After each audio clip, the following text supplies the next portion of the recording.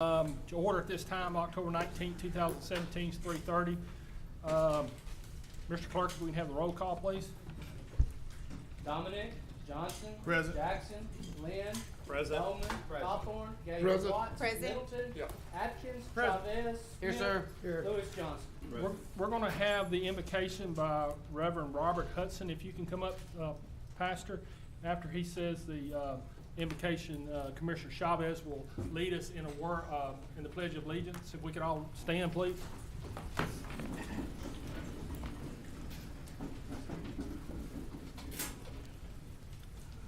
Let us pray. Our God and our Father, Lord, how we bless your holy name.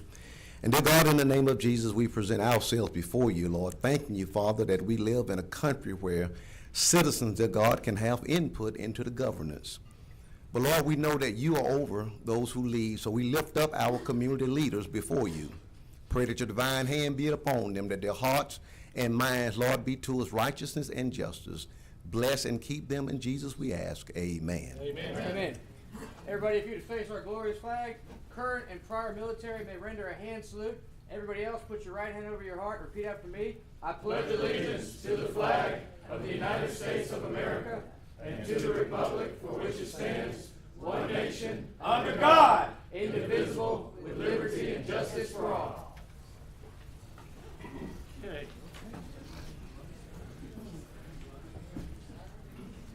Everybody can have a seat. We can move to our next item, Mr. Clerk. We have agenda additions. I see no agenda additions. Moving on to citizens' comments. Citizens who wish to address the commission on any issue other than zoning, please fill out a comment card located in the chamber foyer and return it to myself or the clerk. Individual comments are limited to 3 minutes. We do have a lot of cards. We'll go through those in the order that I received them. And the first public comment we have is by Ryan Trundle. Is that correct? Mr. Trundle? How you doing, sir? If you can come up here to the mic and say your name, and then you have 3 minutes. All righty. Mr. President, before they start speaking, there's a mark on the floor for you to stand. If you will not lean into the microphone, we can pick you up a lot better. Okay. Thank you. Now we know. Hey, Ryan Trundle. I'll make this pretty quick. I am a direct descendant of many Confederate soldiers, some who died in battle. My grandfather's grandfather was actually captured by the Union and was a prisoner of war. Of course, if you go to my parents' house, my grandparents' house, you won't see any Confederate anything. We don't talk about it. It's a shameful point in history. And if we don't have it in our house, I certainly don't want to see it in our courthouse. I think it should be moved or torn down, something other than there. Thank you. Thank you. Ken Crop.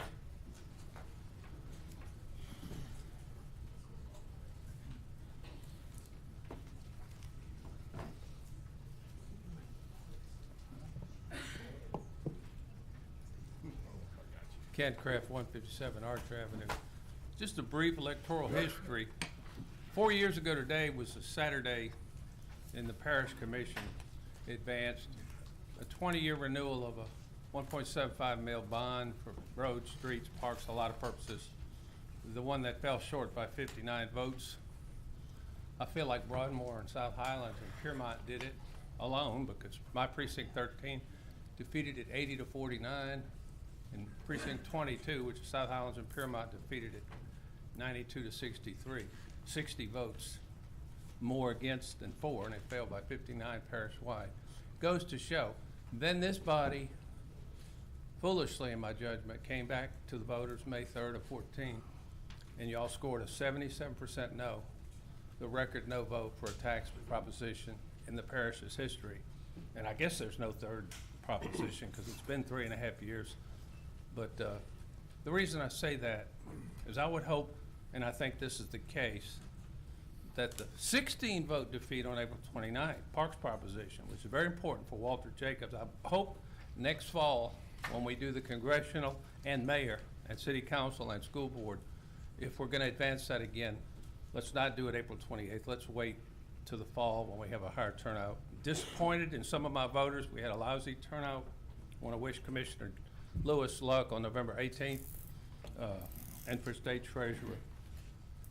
And a little bit of bragging here, but in 183 elections, I've made every one. Thank you. Thank you. Anna Cole. Anna Cole. And next after Anna Cole will be Sheila Stewart. Will be Sheila Stewart after Anna Cole. Good afternoon, ladies and gentlemen. How are you?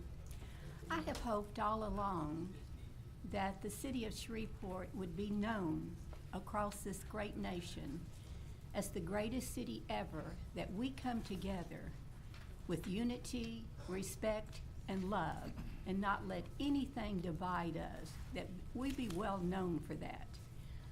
But with all that's going on across our nation, as you all know, not only the monuments, but the changing of streets, the changing of schools, and now Columbus, it just doesn't stop. To me, it's like a freight train going so backwards with full force and such speed that only a miracle will stop it. God has performed more than one miracle for me in my lifetime, and He can perform a miracle within the blink of an eye. Maybe He will today, maybe not. It's all up to Him. But I can only, the tearing down of a monument that's been there over 100 years is not going to stop all that's going on in our country. It's just a minor, it's a tip of the iceberg. It's only beginning. And I can only pray that I live long enough to see not only our nation, but our great city of Shreveport to be well known. And that I can see, especially the citizens of Shreveport, all of our people come together as one people under God. Thank you. Sheila Stewart. After Sheila Stewart, Azra McLean. After Ms. Stewart will be Azra McLean. I hope I'm pronouncing those names correct. Apologize if I'm not. Go ahead. My name is Sheila Stewart, and my concern is that the monument been removed in other cities and state, and it's time we need to come together and do the right thing. That's all I have. Thank you, Ms. Stewart. McLean. As I call your name, if you could just, so we can, 'cause we got quite a bit. After Mr. McLean will be Rex Dukes. After Mr. McLean will be Rex Dukes. Thank you, Mr. President, to this august body and to my fellow citizens. I'm here to voice my opinion the monument should be moved. I understand there's a lot of concern, but the issue for me is, are we gonna get caught up in symbols or substance? It's time for this community to pull together. Now, I too have a Confederate veteran in my family, and he was captured. I researched family history, but it's time for us as a community to move forward. I think the best thing to do would be to move it in an appropriate place, either to a museum or a cemetery. Thank you very much. Thank you. Rex Dukes. After Mr. Dukes, Randy Kelly. Randy Kelly. After Mr. Dukes, Randy Kelly. How you guys doing today? I'm in favor, as y'all all know, of keeping this monument where it is. As I said, my ancestors, a lot of them fought in the Confederate War. One of the ones who fought in the Confederate War was actually the founder of Duke University in North Carolina, by James Buchanan Duke. That was my ancestor. His son went on to found Duke Energy. This is part of my family history. Over 300 of my people, of my ancestors, fought in the Confederate War, probably more than anybody else in this room. The monument needs to stay where it is. If you're gonna start removing the monuments to those who perished, to those who no longer have a voice, what about the plaque out there when you walk in that has a fallen soldiers on it and the ones next to it? Are you gonna remove it next? Because that's exactly what you're doing right now. By removing the monument, you're removing a headstone and the monument that was erected to those soldiers who perished and died. The monument needs to stay where it is. Y'all need to understand what y'all are doing by trying to vote to remove this. Y'all are falling into the trap that Sorts and others have perpetrated and has divided this country like no other. You think by removing the monuments, it's so bring in unity. It is not going to bring in unity whatsoever. It's so further divide this country to the point to where you could end up in another civil war. And if you don't believe me, look at what's going on with Antifa, Black Lives Matter, Hamas, Muslim Brotherhood, and other radical groups out there who have all now converged under one name of Antifa. They're planning all hell to break loose on the 4th. They're being funded by George Soros by $18 billion that was just put over into their war chest.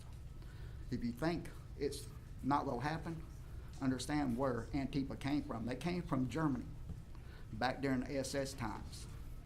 Soros himself marched the Jews into the death camps.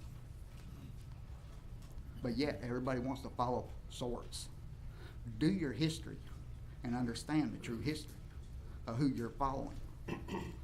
Because following him, you're getting your hands bloody with whoever falls in the next civil war in this country. Do any of y'all really want to fight a war this day and age in America, on American soil? Answer me. Do any of y'all really want to fight that? Because I guarantee you, none of you want to go down that road. I know what it's like to see somebody's head blown off and have brains all over you. I've had them in my hands. I've seen what can happen when a high-powered bullet hits somebody's head. It canoes it. It happens. You don't want it to happen here. Thank you. Bishop, after Mr. his name Randy, we'll have Bishop Fred Caldwell.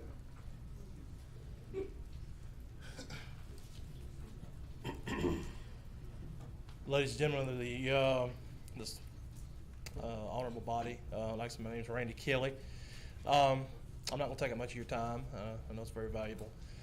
Pretty much what I wanted to say is that back in the late 1820s and 1830s, you have what was brought before Congress called the Indian Removal Act.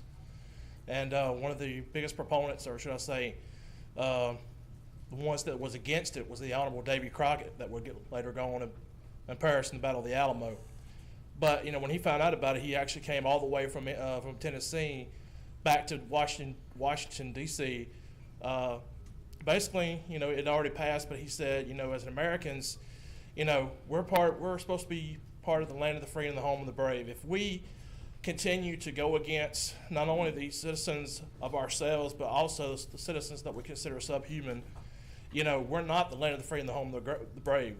We're basically become like any other, I guess you might say, anti-freedom coalition like many happened in Europe back in the 19th and 20th century. Pretty much in a nutshell, if we are true Americans, everybody has their own opinions, everybody has their own offensive. To be offensive is objective. And the thing about it is that when it comes to these monuments, everybody has their own opinion about as far as racism, as far as what is right, what's wrong. But the way that I look at it is that all Americans are free to actually have our own beliefs and our own creeds. And I feel like that as Americans, something as minute as this, shouldn't even come on our desk, let alone come to a vote. Bishop Fred Caldwell, and after Bishop Caldwell, Curtis Davis. Well, hello, everybody. Y'all act like y'all at a funeral. It's a good day. It's the day the Lord has made. And God is good. What is the problem with Shreveport. I'm born and raised here. Is it my skin? I'm not going to apologize for what God has done because he didn't make no mistake. I'm happy to be black. Real happy. Is it the economics? Is that the problem with Shreveport? Because, you know, old money is running this thing, and that's why Shreveport is not growing. They don't want no new money in here. And it's killing this city. And those of you that are elected, wake up. That monument is stopping Fortune 500 companies and a whole lot of other stuff from coming here. That's the problem. It ain't that dumb monument out there. No offense intended. But if this city's gonna move into the future, why is there so much energy being spent in holding on to the past? It can stay in Shreveport, just get it from that spot. Move it to the museum. This city is not gonna grow, and I'm not a big proponent of Bossier, but Bossier is growing. Bossier's growing.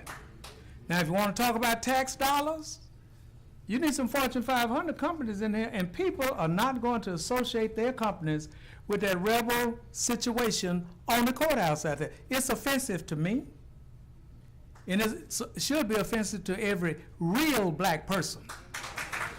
Okay? Real black person. It should be offensive to people of goodwill.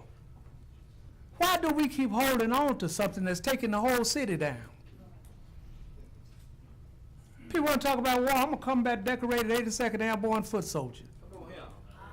I've been to war too. White folk ain't the only one who went to war. We all got a part in this. But it's time, if this city's going to move into the 21st century, let's get going. There's too much energy being spent on that thing out there. The thing should have been gone. You're talking about adding to it. Where are you going to start with? Rosa Parks, Dr. King, Malcolm X? I mean, where are you going to start? Just take that and put it in the museum, and let's start lobbying companies to come in here so the city can move forward. The problem in Shreveport is that it's straight up racist. And what's out there in front of this, what's in front of the courthouse, ain't history, it's hate. That ain't history, that's hate. That is not history, that's hate. And if you're going to call it history, it's the darkest part I know.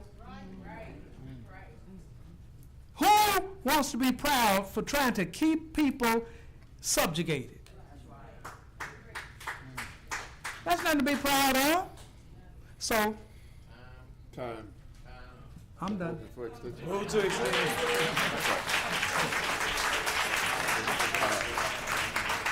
Let me just say very briefly that clapping is a sign of a person's speech, so clapping is allowable, but the extra comments, myself, the vice president, and the parliamentarian, we're here to call time on individuals. We are monitoring time, so we do not need the crowd to call time.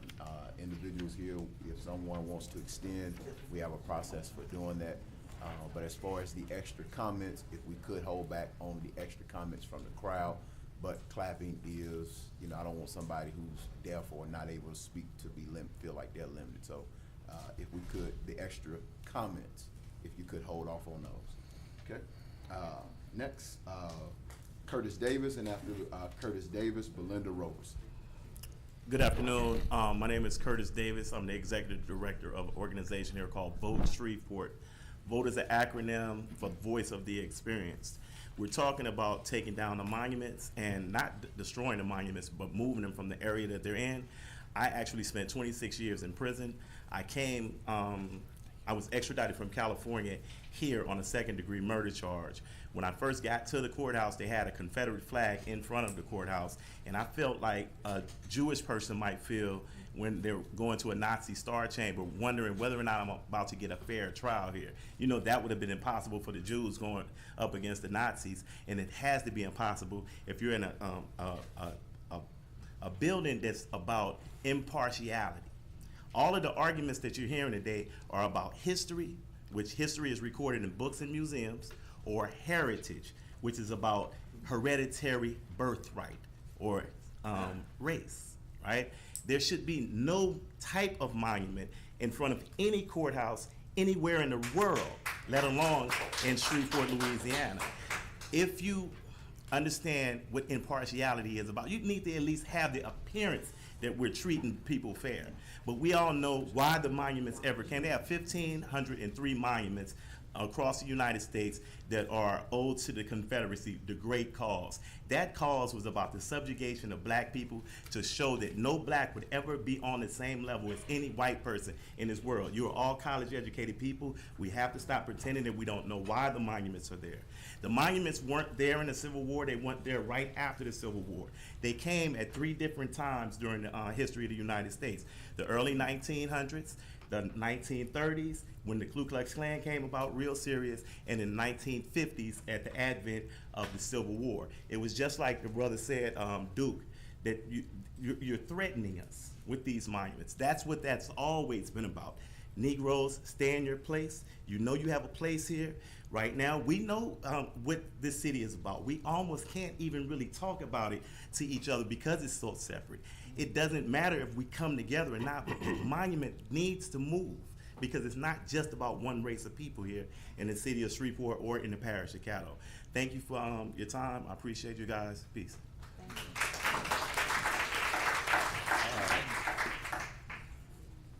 Belinda Roberson, and after Belinda Roberson, Aronica Miles. I hope I'm pronouncing that correct. Aronica Miles.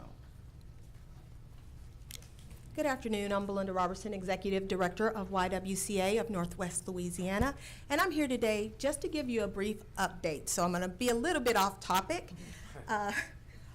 Our services have been, we've provided services to Shreveport, Caddo Parish for almost 100 years, since 1925. And I wanted to let you know that we are going strong in improving our community. We provide services in partnership with other agencies like Caddo Parish Juvenile Court, Shreveport Housing Authority, Caddo Community Action Agencies, and other agencies and schools in Caddo Parish. I'm passing around a handout, and I will leave one up here as well with some of the statistics of our programs and some of the agencies that we work with in Caddo Parish.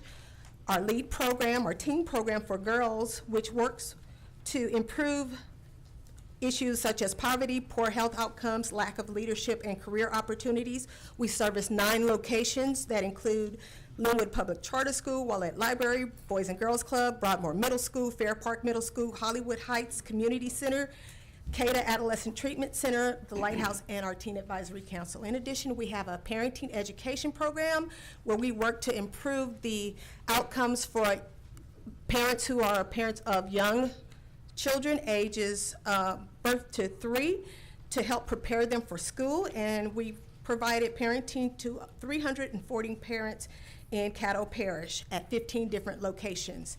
In addition to that, we provide trauma counseling to women and girls in Caddo Parish who have been victims of crime. We provide advocacy for our senior women that are age 62 plus. We provide, we have a Dialogue on Race program, which is a 6-week series that offers a safe space for people of different races to come together and talk about racial issues.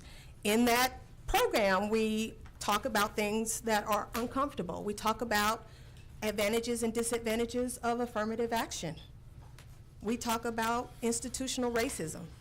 We talk about white privilege. It's a difficult conversation to have, but if you don't come to the table and talk about it, we continue to have the problems that we do have. So I want to say thank you for your support, and I would invite you to come to YWCA of Northwest Louisiana and see what's going on in your parish. Thank you. Thank you.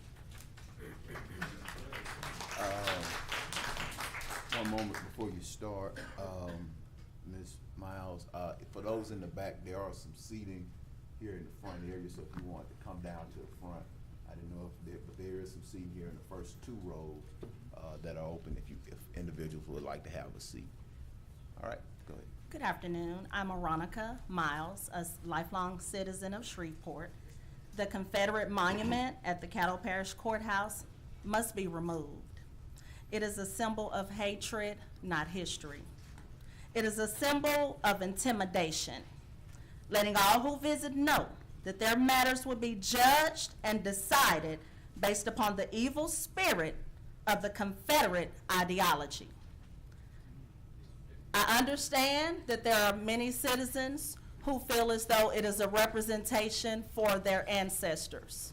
Perhaps the city can donate the monument to those citizens for their family plots. The team that lost the game does not get to have a trophy. Thank you.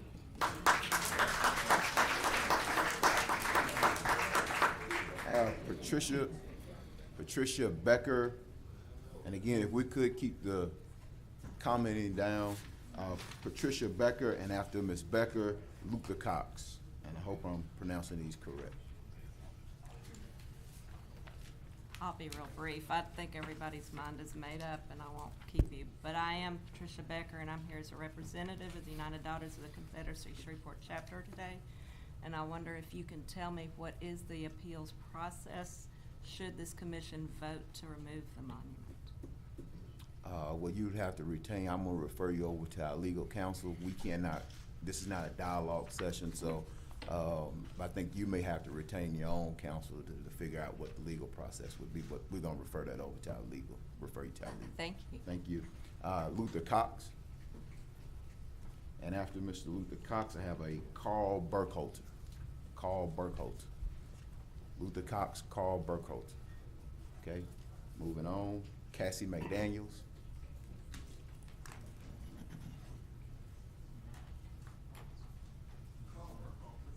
Okay, I'm sorry, Cassie. Carl Burkholter. Okay.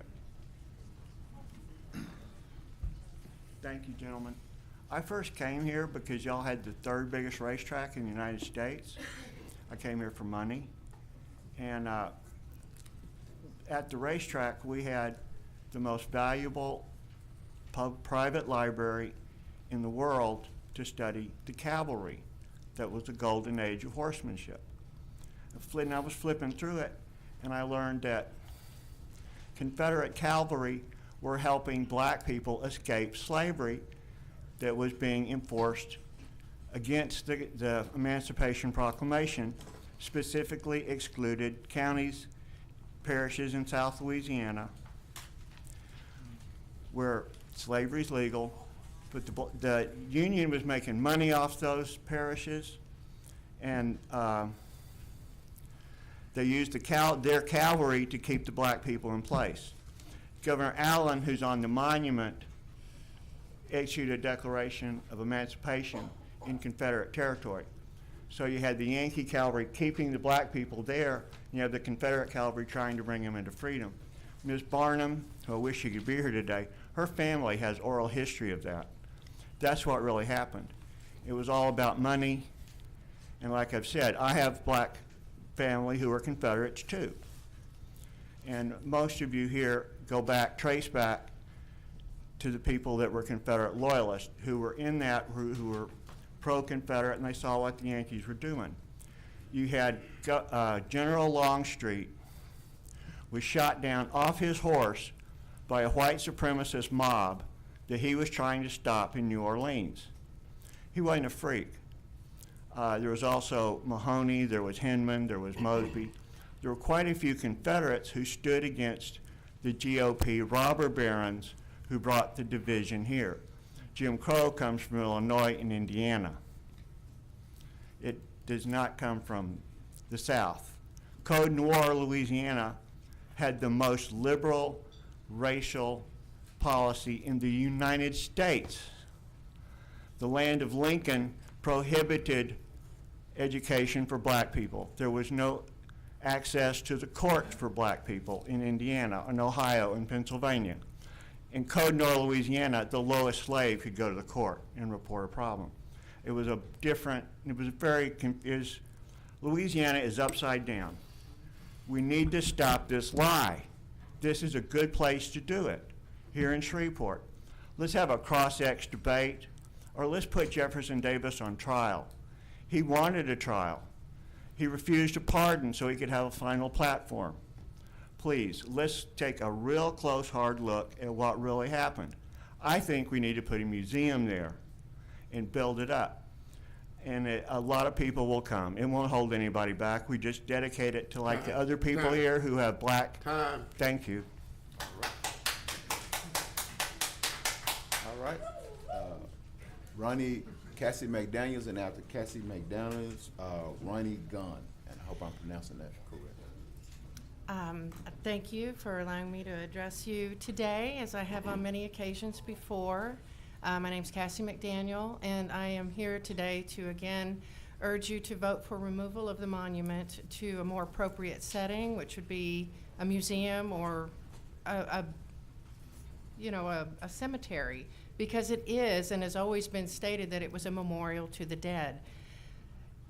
The problem has never been the monument itself. It's always been the placement of the monument in a public setting that is supposedly representative of all of the people of this parish. And when it was in place, there were no black people who could vote in this parish. They had no say in where it was placed or what it purported to be about. But now we do. We are in a different time, and we need to be reflective of that time, that we are past what so many people have been talking about today, which is history. We are living history now. We don't need to rehash every battle of the Civil War, which is what has been happening for the past year. We need to take a stand, and we need to say that, yes, that happened. Yes, these are the things that have come out of it. Yes, we are still dealing with it. We are still dealing with racism. We are still dealing with bigotry. We are still dealing with the things that have held the city back from being as modern and forward-looking as it could have been. But if we vote today to move it to a more appropriate setting where it can be appreciated in its context, which is historically, and we can discuss those things that it represented and still represent today to many of the people of this parish, and leave that space open, because it is supposed to be fair. It is supposed to be impartial. It should not have anything there except the courthouse itself, which is for everyone in this parish. So I would ask you, and I want you to know that I appreciate all of the work and all of the effort and all of the time that y'all have spent discussing and thinking and talking to your constituents about, and I appreciate it, and I've witnessed it. I've been at every meeting, and I know how hard y'all have worked, and I appreciate that, but I would ask you to please vote to move it to a more appropriate place and let us move on to a place where we can all be considered equal and begin to act on that. Thank you.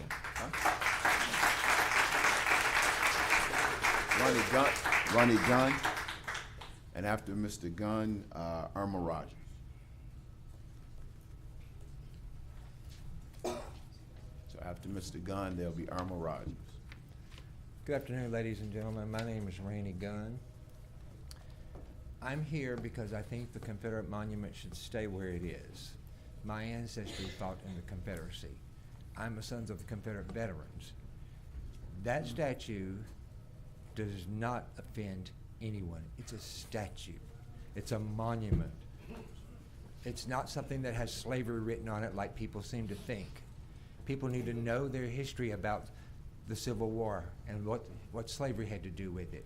And just for those that do not know what the slavery was, I have something here I want to read to you that you probably should all know. The first slave owner in America was not only a black man, he went to court and demanded it. In 1654, it was time for Anthony to release John Kaser, a black indentured servant. Instead, Anthony told Kaser he was extending his time. Kaser left and became employed by the free white man, Robert Parker. Anthony Johnson sued Robert Parker in the Northampton court in 1654. In 1655, the court ruled that Anthony Johnson could hold John Kaser indefinitely. The court gave judicial sanction for blacks to own a slave of their own race. Thus, Kaser became the first permanent slave and Johnson the first slave owner. So when people start complaining about the Confederacy and saying white people are slave owners, that's not necessarily true. They need to learn their history and learn what the Civil War was really about. Thank you. All right. Ms. Irma Rogers, and after Irma Rogers, Maxine Davis. After Irma Rogers, Maxine Davis. And again, if we could keep the crowd conversations to a minimum, All right. President Jackson. Hold on, Ms. Rogers. We want to give every speaker courtesy and respect, so if we could keep the crowd conversations to a minimum. All right. President Jackson, other commissioners, administration, I will reiterate some of the words that I spoke a couple of months ago on this issue. Many of the citizens in the area from which I represent, Martin Luther King area, celebrate the end of slavery, typically June 19th, or known as Juneteenth. During that time, they reminisce. They do not like some of the thoughts that they come up with. Their parents, their grandparents, my heritage too, of those who were slaves. They were disenchanted, broken from their families, driven away. That's what it represents to us. At the time that the monument was erected, there were no black citizens who had voting rights at that time, more than 100 years ago. There were no black commissioners, African American, city councilmen, no one with a voice for us to say that this was something that we did not want. So no one knew that it was offensive to us or our heritage. So I would like to reiterate today that it is offensive to our heritage. It is offensive to my ancestors. Please take that in consideration with your vote today. If we would have been asked, we would have said no. And that would have stopped a lot of what we're discussing today. But we were not asked. We didn't even have the right to be asked. We couldn't even vote. So think on those things. I know people think it's history. If it is history, then take it to the museum. I suggested before we have the Louisiana State Museum on Greenwood Road. Excellent place.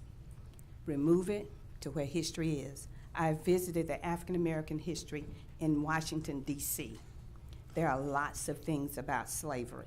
When I went all the way down to the 1400s, I say, please bring me up, because I became nauseated to remember. So this is a dark place. Take that dark place and put it where those who want to see it, who want to enjoy it, may go. Thank you so much. Maxine Davis. Maxine Davis. And after Ms. Maxine Davis, I have a Malik Stewart. Good afternoon. Shreveport should be more diverse and a melting pot to accept everyone. So those monuments should be where they belong, in a museum. And history, that's where people go to visit history. And they can always remember their parents, their ancestors that fought in whatever war they want to. They have museums for those things, not in front of our courthouse. Thank you. Malik Stewart. Again, I have a Malik Stewart. Okay, after Mr. Malik Stewart, Alfred Anderson. After Mr. Malik Stewart, Alfred Anderson. Good afternoon, everyone. There's been so many votes taken here about this one issue that I just want to ask, will the real Caddo Parish Commission please stand up? So as not to waste my 3 minutes, I don't want to waste any time reminding anyone that some white people still are perpetuating a hoax by claiming to be a separate supreme race. By now, everyone knows that whites are albino mutations of us, the original melanated earth people, now called black, African, Negroid, or worse. Now straight to the point. The monument to the Confederate States of America was in concept an honorable tribute to those courageous Southern Americans who were suckered into the war by the same elite instigators who are active today stirring up civil unrest. The proud, independent-minded Southerners were standing up for states' rights over federal government hegemony or dominance. That is something that we all should demand today. Unfortunately, the main issue at that time was the right to buy and sell people. After they lost the war, they erected monuments to the leaders and noble warriors of that great conflict.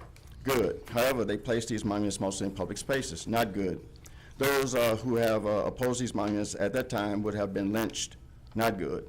Fast forward to the 1950s. While up until this time, the monuments sat quietly as a silent reminder of those who were still in charge.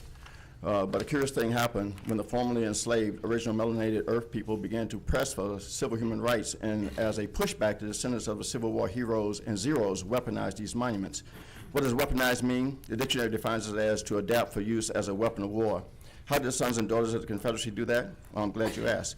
They pulled out the Confederate battle flag, I repeat, not the Confederate national flag, and they draped their monuments, their automobiles, their front yards, and their T-shirts, not with the national flag, which is a white flag with the crossbars and stars in the upper left-hand corner, but with the battle flag. We know it's not the naval flag or the naval jack because the monuments are not boats and ships. In conclusion, I support the removal of the Confederate monuments, just like the descendants of the great Confederate generals who have all written letters saying that they are for the removal of those monuments. Many of these descendants are still actively involved in disenfranchising, marginalizing, and genociding us, the beautiful original melanated earth people. So, Caddo Parish Commission, here's a true test of American democracy and whether the majority rules. We, the new majority of Caddo Parish, insist that the vote be to remove this monument, this weaponized symbol of albino supremacy and oppression, and place it in its proper place of honor, a museum, a cemetery, or a battlefield. To paraphrase Dr. King, he says, you can legislate laws, but you cannot legislate people's hearts. None of us here in Louisiana will ever prosper if we hold each other back. The world is watching. Thank you.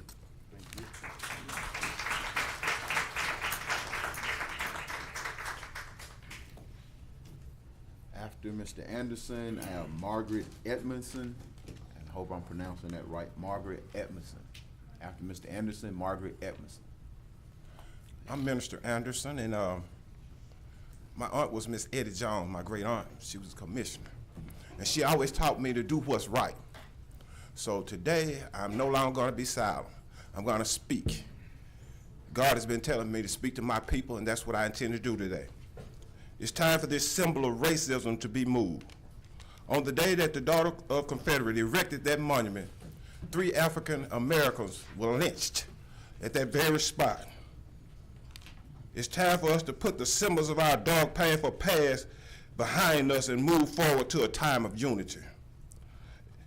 I don't want to look at a constant reminder of slavery. I don't want to look at a constant reminder of lynchings. I don't want to look at a constant reminder of black women being raped. I don't want to look at this. It's time for us to move forward as a people and come together as a people. It's time for this statue to be moved.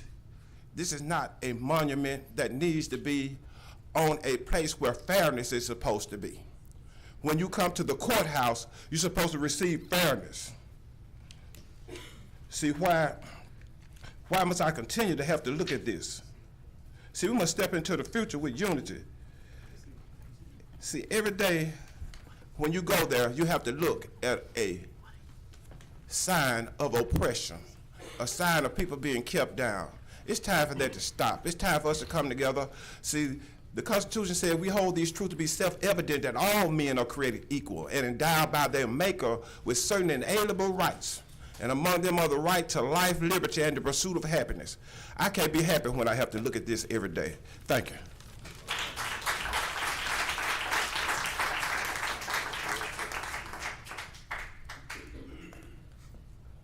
Pastor Mays. And then after Pastor Mays is Robin Smith. Oh, she's coming first. Miss Edmondson first, then Pastor Mays. Oh, can y'all hear me? I'm Margaret Yes. Edmondson. On the other side. Oh, there's a microphone right here. To the right. Yes, ma'am. Just slide over. Thank you. Okay. Oh, okay. You can wheel her up too. I am Margaret Edmondson. I have 2 sons that went to war, and I don't know how many relatives back in whatever. And then one of the things that stays on my mind is how changes can be made, but it's always somebody gonna have some static. But the most thing is, I think about it, okay, I remember when we could go in a place of business, and I'm 81 years old. And on one side of it, there was a fountain, this water coming out of it. On the other side, it was another fountain, but there was colored and white. And if we standing up there starving or thirsting for water, we couldn't drink out that one that said white. We had to go to the one that said colored. If it was out of order, you just thirst. And I mean, we already have enough reminders of things that you might say of the past that are in the present. And I mean, you either got it right or you got it wrong. And I can do a lot of talking, and I don't want to do anything to hurt anybody's feelings or step on anybody's feelings or whatever. But right is right, and right don't wrong nobody. All right, now if it's something that's offensive, I feel like somebody should look into it. And peace is something that we all need.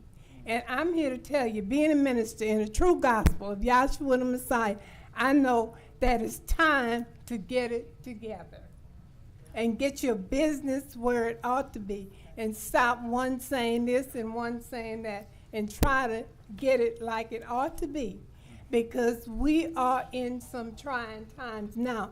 But why not start here? A simple thing is a piece of cement. I mean, that's kind of contrary, because that reminds you, if you got any thoughts about death or dead, don't you want to think about something alive or living? And what's with the statue? Why not? Nobody didn't say tear it up, break it up, or whatever. Just kind of move it and put it in its proper perspectives. And if it's going to make somebody happy, we should want to be happy. And me, myself, I'm not no business person, but I hear about all the things like it's offered to come here to Shreveport and they leave and go to Bossier. And when I was a child here, I came here from New Orleans. And when I was a child here in Shreveport and a teenager, we couldn't go to Bossier. I had 4 friends that got killed over in Bossier City. And we never did find out the ends of it. Because they killed them, 4 over there. We wasn't hardly allowed to go to Bossier City. And you know why? Because we were colored. We couldn't go over there. So that's enough that I don't want to be reminded of the segregation that we have had to put up with, because I lost 4 friends, truly killed because of the color of their skin. And that's a lot more I could say. I want to make it better. I don't want to make it worse. But it's time for consideration, because nobody in here bleeds green blood. We all bleed red blood. And it's something that needs to be thought of. And now we got the little children coming up with the young guys getting with the girls of the other race. And the little children, they first is their forehead here on it. What I mean, look what it's other things that's more important to try to get things situated than worrying about a piece of cement. Move it, put it in a museum, put it in a graveyard, or put it someplace where it won't cause this disturbance, because time is short. And I could say a lot more, but I'm set up. Thank you. Thank you, Ms. Evans.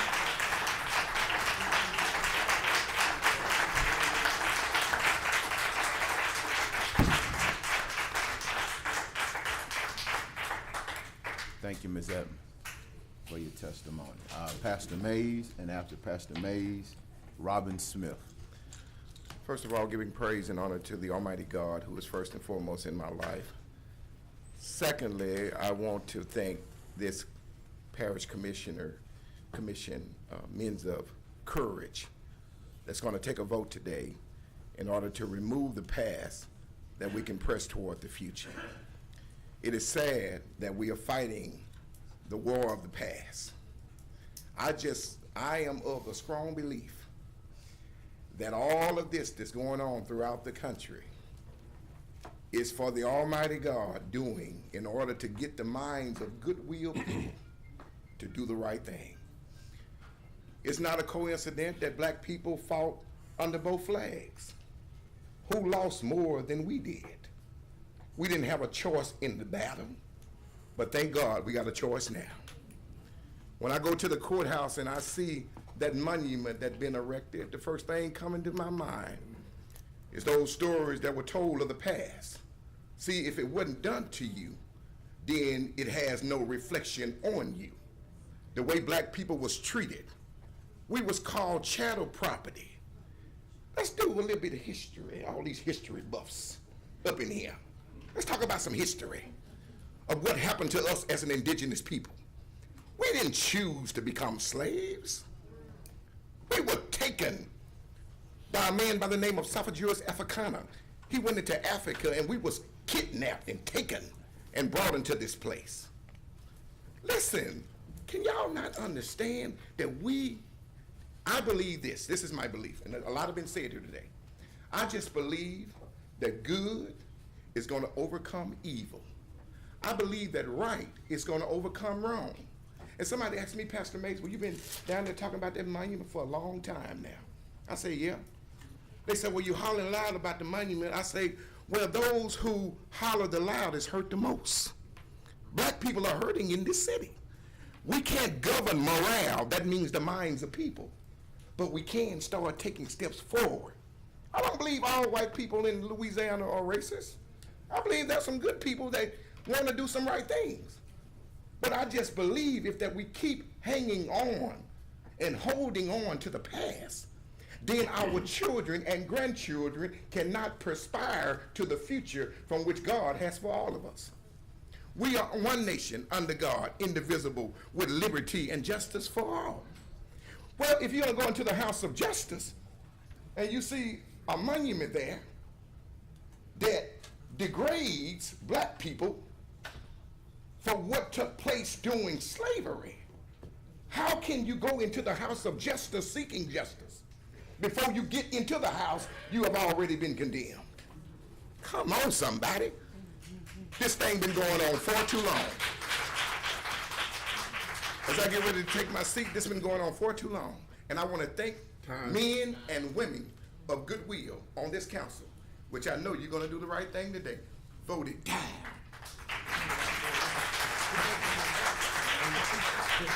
Robin Smith, and after Robin Smith, I have a Sam Maka or Mala, Robin Smith, and then I have a Sam Makela. Okay, I apologize. Hi everyone, I'm Robin Smith. I'm a Waterside Park resident, and wanted to thank everybody for speaking, for listening. I know you've been listening for a very long time. I'm a challenged public speaker, so I'm going to rely a little bit on the letter that I sent yesterday. I wanted to first say that when I left the city in 1988, I left because I felt it was too racist, too sexist, and not forward-thinking enough. I'm back now, and I'm seeing a lot of change, but this is definitely something that I'm very confused as to why that monument is still there.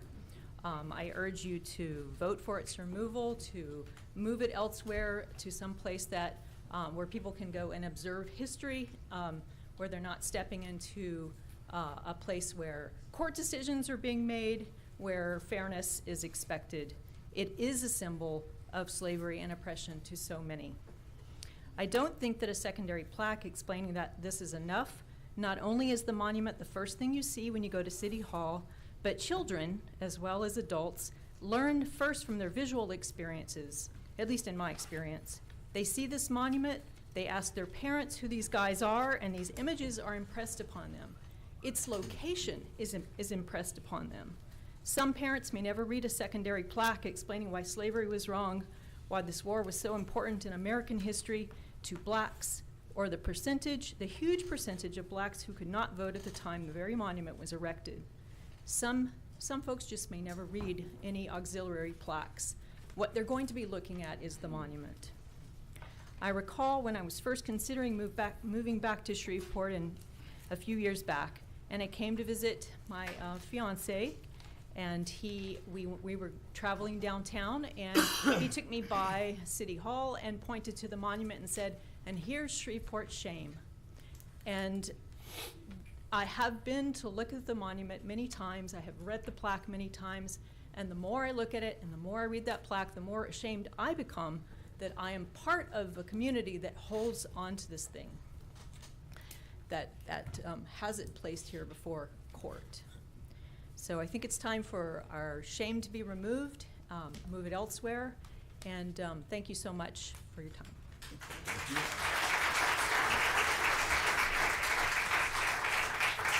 Thank you. Sam, I don't want to mispronounce anybody's name. Okay. And after Sam, Jennifer Hill. And I think I got a note that she had left. Okay. Benjamin Arnold will be after Sam. Okay. I have a little bit different reasons than other people have given up here, though I agree with both of them. For one thing, the monument is so high that if somebody was speaking in favor of the monument, you couldn't see them because the thing's 100 feet tall. I think the monument should be saved and lowered, and I think we should also erect monuments to various civil rights leaders and other military personnel around here. Among the people I think that we should erect monuments to are A. Philip Randolph. Anybody ever heard of A. Philip Randolph? Sir, if you step back, Okay, I'm sorry. if you step back and not lean into the microphone, we can understand you. Okay. A. Philip Randolph basically formed the Porters Union in the 1920s, and he led to starting the civil rights movement, and he is considered Martin Luther King's mentor. He's organized that big march in Washington, D.C. in '63, which was a turning point, and Martin Luther King's there walking hand in hand with him. Also, I think we need a monument to Rosa Parks. She led the Birmingham bus boycott, the integration to Birmingham. There's Harriet Tubman. Need a monument to her. She started the Underground Railroad. Medgar Evers, who got killed for voting rights. Lightnin' Hopkins is who's from right across the Big Blue Singer. Percy Mayfield, who wrote Hit the Road Jack, who's from Minden. I think we ought to have a monument to Dr. C.O. Simpkins, who has had to leave town because things got so bad. I think we also ought to have a monument to Dr. Artis Cash. Among other things, there were 175 people killed at Barksdale, perfecting a plane that got known as the Widowmaker. Ironically, the Widowmaker took more men into combat and brought them back safely than any other plane on any side in any Air Force in World War II. That's John Andrew Prime has mentioned that, but it's not, I know. For that matter, what about the Tuskegee Airmen? Let me look at my notes here. I think that blacks were killed. Again, if we could respect everybody's time. Sir? I was Disproportionately in Vietnam, they were drafted disproportionately and killed. We need a monument to the Vietnam people and the other wars we fought in. I think that there's a move to divide the working class in this country along racial lines. This morning I heard that the Russians they were investigating with tampering elections was sending money to both the Black Lives Matter movement and the white national movement just to stir up trouble. I think a lot of big business. But I think that the monument is going to make a lot of people, conservatives, mad if we take these monuments down, or well, maybe lower them, yes. And they're going to vote for people who are going to bring in private prisons. And private prisons is real racism because they'll pay the judge to give them longer sentences, and they'll pay the legislatures to put tougher sentences, and that's going to put more people in jail, and then they want to rent them out to private industry and lower Time expired. and lower the wages, and it's going to make all the poor people. Time has expired. Thank you. Okay, so one more thing. Sir, one of these days, can I say one more thing? If you could wrap it up in a couple of seconds. I want to see, there are a lot of interracial children here, and all these people I've mentioned, and all these Confederate soldiers are going to be fathers of other people, and we need to start our own race here, and I hope that I'm seeing more interracial children every day, and I hope that's what happens. Thank you. Thank you. All right, thank you. As I peruse through the cards, I just kind of want to, I know some folks are having to leave. I've gotten a note saying some folks have to leave, but they didn't want to speak and they're here in support. And as I peruse through the cards, I don't think, what I see here is I don't think they'll mind. But you do not have to participate in this exercise if you do not want to. But what I'm going to ask is, just so we can put things in perspective here, you do not have to participate. But if you are for removal of the monument, would you please stand at this time? If you are for removal of the monument, would you please stand at this time? Okay? All right? Please have a seat. If you are for keeping the monument in its place, please stand at this time. And again, you don't have to participate if you don't want to. Thank you. Thank you. All right. Susan Caldwell. And after Susan Caldwell, I have, I believe this is LaPetra Dottie Bell. Dottie Bell?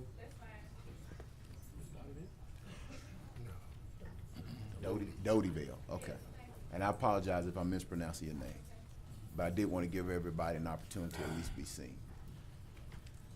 Good afternoon. My name is Susan Caldwell, and although I live in Bossier City, I serve All Souls Unitarian Universalist Church here in Shreveport as their Director of Religious Education, and I've come to consider this entire area as my home. And first of all, I want to thank all of you for all of the thought and all of the listening and all of the work you have put into this. And I rise to speak in favor of removal of the Confederate monument from the courthouse grounds. Not to erase history, but to reveal it in its fullness by admitting that the fallen dead fell in the cause of the enslavement of thousands of their fellow human beings, and that the timing of the construction of this monument in 1906 was not a tribute to those fallen at all, but a symbolic way to intimidate the black population of this community at a time when this community was racing its way to the number 3 spot for lynchings in the history of the United States. The nickname Bloody Caddo was all too well earned. Move this monument to a museum or a Confederate cemetery where it can be presented in its proper context and not stand in front of what should be the people's house, all the people's house. Thank you. Thank you.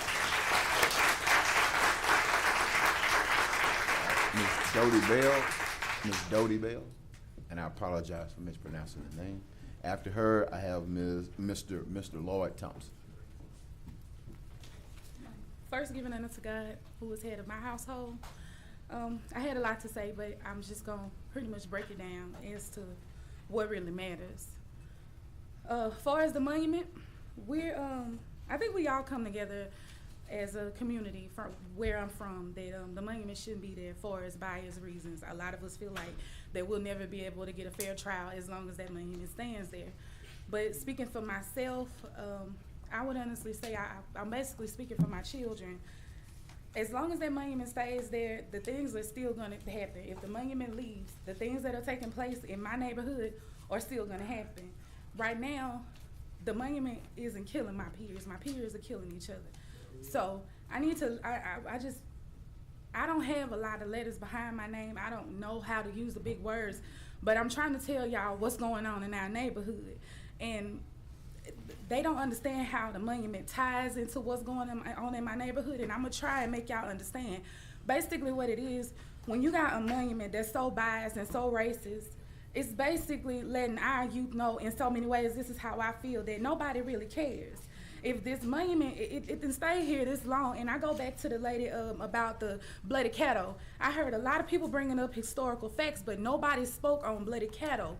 And with the black people that's sitting up here now, this is a blessing for y'all to sit here, because all the way back to Bloody Caddo, the lady that what she spoke about, black people were being targeted. Black people were being targeted. The people that would be someone in life, I would say, that would sit in a political seat, they were killing them. They were killing them, and I don't mean just one by one. Even if you walked around wanting to be a proud black person, you would be killed for stuff like that. So basically, I'm just trying to wrap everything up and let y'all know that it's the monument is not all about a whole race issue. It's more like respect. Everybody breaking everything down to a race issue, but people don't understand it's about humanity, man. It's what's right. And my daddy always just told me, you know, you stand for something or you will fall for anything. And as of right now, I choose to stand to get this monument removed, because hopefully it's a breaking point to show my children and the youth that I'm here speaking for from my neighborhood that somebody cares. And that's all. And what I would like to see done with the monument, a lot of people saying put it in a museum, but I say crumble it up and make keepsakes out of it and hand it out to all the people that still want it to be around. Thank y'all.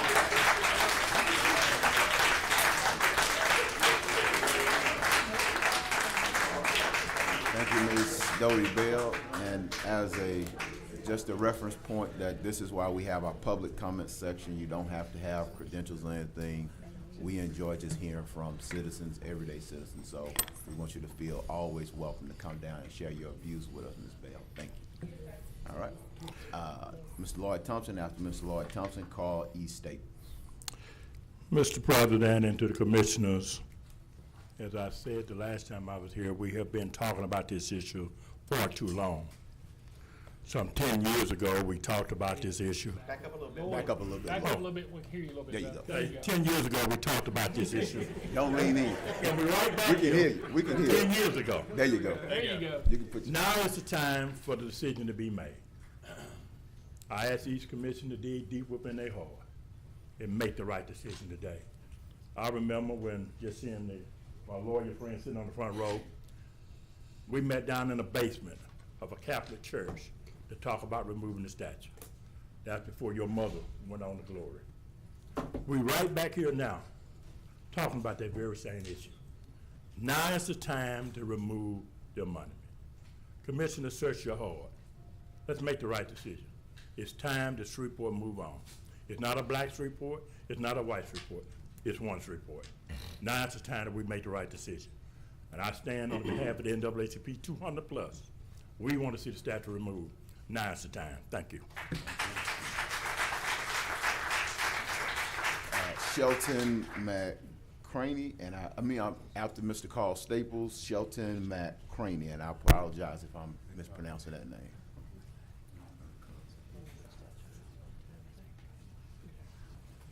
Good evening.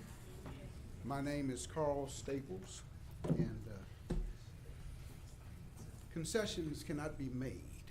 We cannot make concessions when it comes to, say, either keeping this monument or removing it. There cannot be any concessions. You know, it has to be removed outright. I have to say that it has its origins from the ideology of white supremacy. Well, here's somebody again talking about white supremacy, white supremacy. Of course, it's a hot topic these days because we see a lot of elements of that ideology being manifest on the physical plane, so to speak. Incidents in Charlottesville, even in the government itself, our leaders. This symbolism is one that is far too profound to, say, let remain, especially in front of a court of law. I myself am a victim of its meaning. I was on the 2009 jury pool for the murder trial of Felton Dorsey, who was convicted of murder for the murder of Joe Prock, the fireman. I refused to serve on the jury because of the fact that you had a Confederate flag and a monument to the Confederacy in front of a court of law. And I must say that it has served its purpose well. It deterred me from exercising my civic responsibility. I regret that, but I could not be pulled into the hypocrisy of that particular moment. This is something that must be addressed, and addressed in its finality. We cannot keep sidestepping this issue. The time has come. The truth has been realized all throughout this great land of ours. We talk about the greatness of America. We talk about the laws that we live under. We talk about the amendments of the Constitution. yet they are being put to the test at this very moment. First Amendment rights. Everything is coming to the fore. We are seeing things as they are. We are realizing the truth. And the truth in this particular matter is that that monument is a product of the ideology of white supremacy. It is a product. It is so ingrained or indoctrinated into our culture, our society, that we let it go unrecognized for years. It is a tradition for racism to exist in this country. It is a culture. We have accepted this racist culture. We've accepted that. And when we face it head on, we were at a point where we would say, it's just the way it is. But the time has come. Time has expired. Thank you very much. I applaud everyone who has realized the truth and will continue to realize the truth and further the efforts to make everything right. Thank you. Thank you, Mr. State. All right.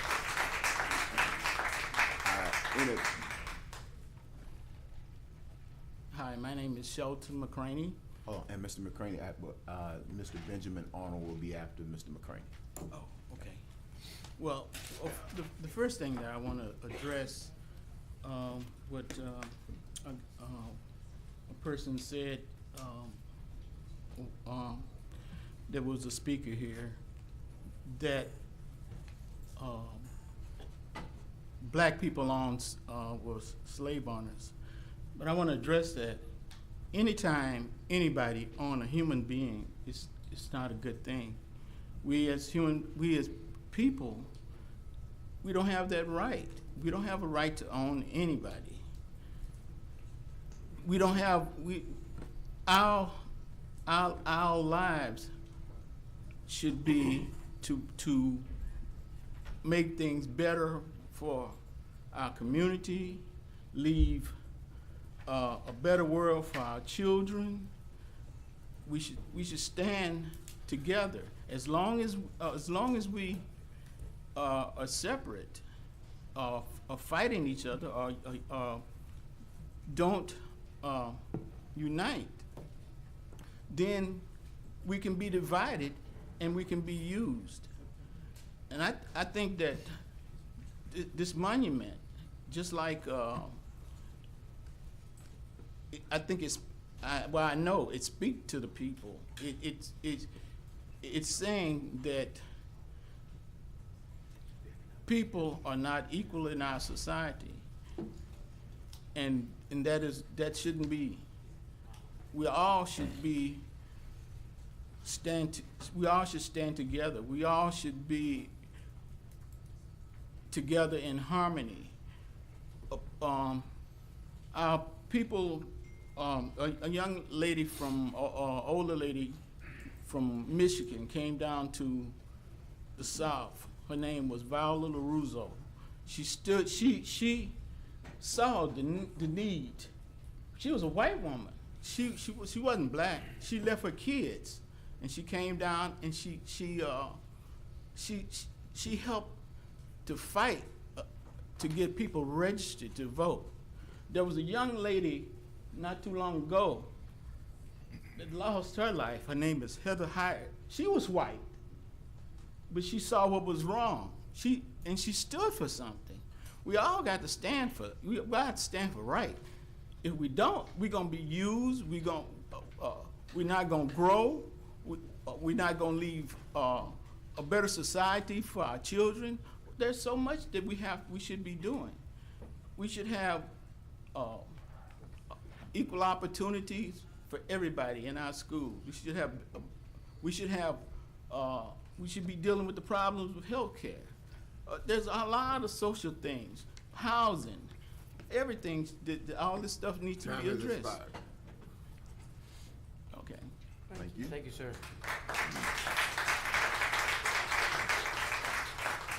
Mr. Benjamin Arnold. Good afternoon, Commissioners. If you could back away from the mic. Excuse me, sorry. There you go. I appreciate the time you all have put into this, and this is an important dialogue, and I hope our city and our community can continue to address these issues that are dividing us, and so that we can move ahead. I first want to remind the Commission that this is 2017, and you were elected to vote according to today's realities.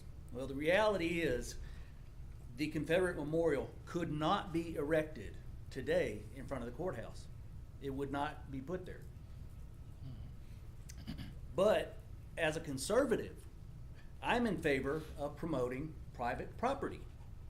I don't want the government involved in making decisions on my morality or offering their alternative versions of history. Since this issue has surfaced, it's unfortunate there hasn't been more talk of compromise. If we're proud Americans, compromise is the foundation of our political system. And I don't know if any of you have changed your minds since this has come to light, but I kind of doubt it. The reality is, though, it's really not y'all's decision that should be made in the first place. It really should be the people that are having these discussions, because we're the ones that it is causing disharmony. And we're the ones that are seeing the unrest kill our city and drive away our young people.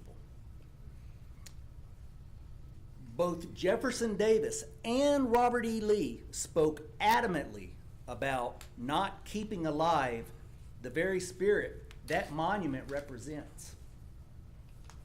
Let's agree to uphold the conservative tradition of preferring private property over government having to moderate in matters such as this. Let's move the monument to the Norton Art Gallery, where it will no longer serve as a distraction from our progress. And then let's keep this dialogue going. Thank you.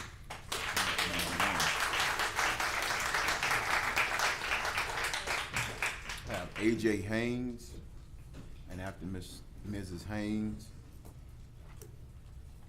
Craig B. Lee.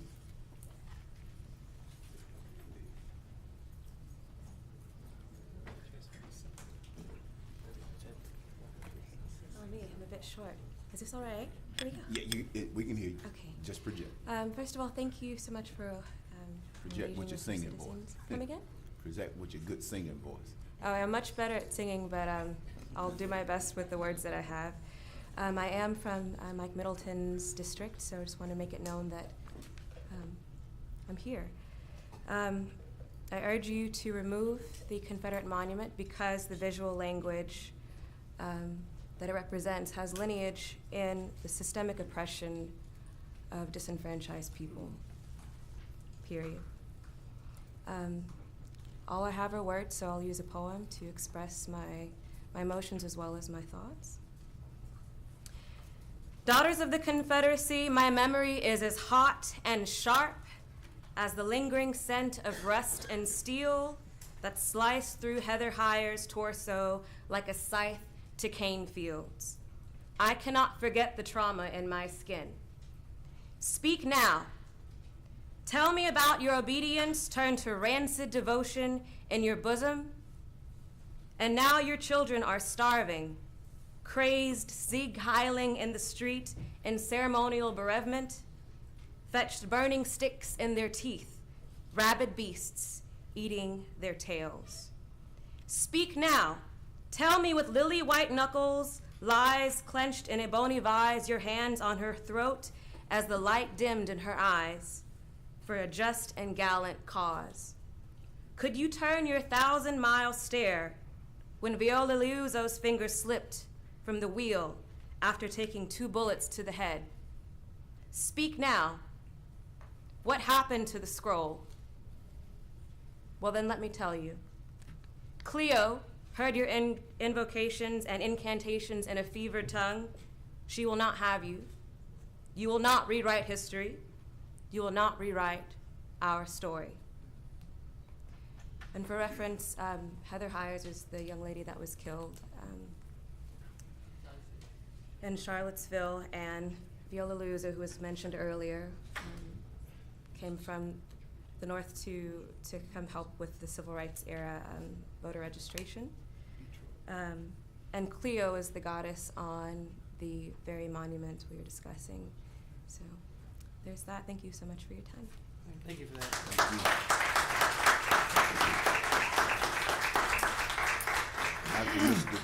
After Mr. Craig Lee, we will have Van Lanier, and our Van Lanier after Craig Lee.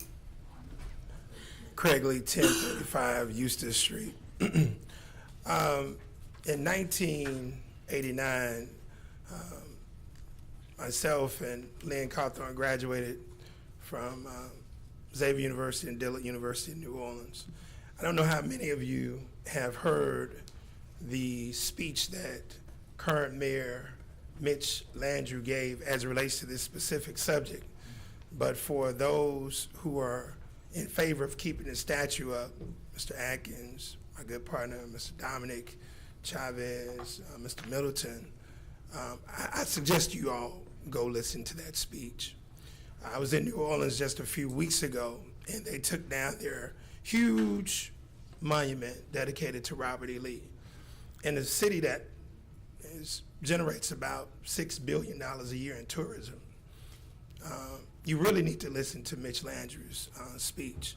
It's going to put this in perspective for all white people, especially on this legislative body. Brother Dominic, you talked about in the paper that you were concerned that the daughters of the Confederacy would sue. The Daughters of the Confederacy doesn't have more money than Caddo Parish, and we always get sued. So this is not anything new. So that can't be a real issue, and we know that. Mr. Chavez talked about he wants to know who really owns the land. Well, we already know that because that was decided 10 years ago when our great attorney Charles Grubb did the research on it, and I think he knows better than Mr. Chavez. It was determined at that time the donation of the so-called property was never recorded, and I understand why it wasn't recorded, because why record it? All white police jury, all white organization, we're erecting an all white monument. We don't need to file any paperwork. So guess who did that? The creator. And I checked with several real estate professionals, and guess what? If there's no deed at the courthouse, the transaction never did happen. Because somebody can say, I own a property, but if it's not recorded at that courthouse, it didn't happen. So Mr. Chavez, no, he's playing around. So we're playing these games. I think Mr. Middleton is the most honest person. We could be respectful of the speaker. We could be respectful of the speaker. I think Mr. Middleton is the most honest person. He said 90% of my district wants this to be up. I can respect that. But don't come up with superficial reasons. Because 10 years ago, a cross-section of the community, I was on that committee along with Lloyd Thompson, white and black, we came together with your mother in order to get this flag down. We need the monument to come down. Thank you. All right.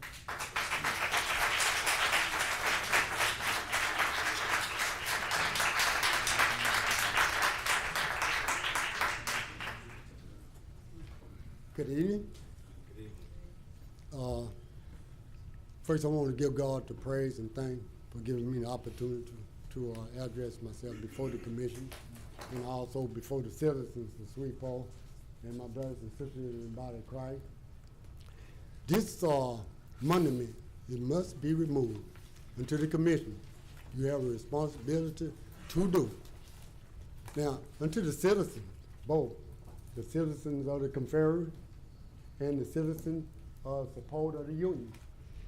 We are not enemies in this matter, not whatsoever. We are citizens. And some of us are brothers and sisters in the body of Christ. And to the commission, you have a responsibility. You have the authority, and it's on your shoulder. Now, according to Matthew 5 and 9 verse, blessed are the peacemakers, for they shall be called the children of God. It's on you now, on your shoulder. Now, also, St. John 12, 47 and 48. If any man hear my word and receive it not, I came not to judge the world, but to save the world. He that rejected me and received not my word, his word, have one to judge him.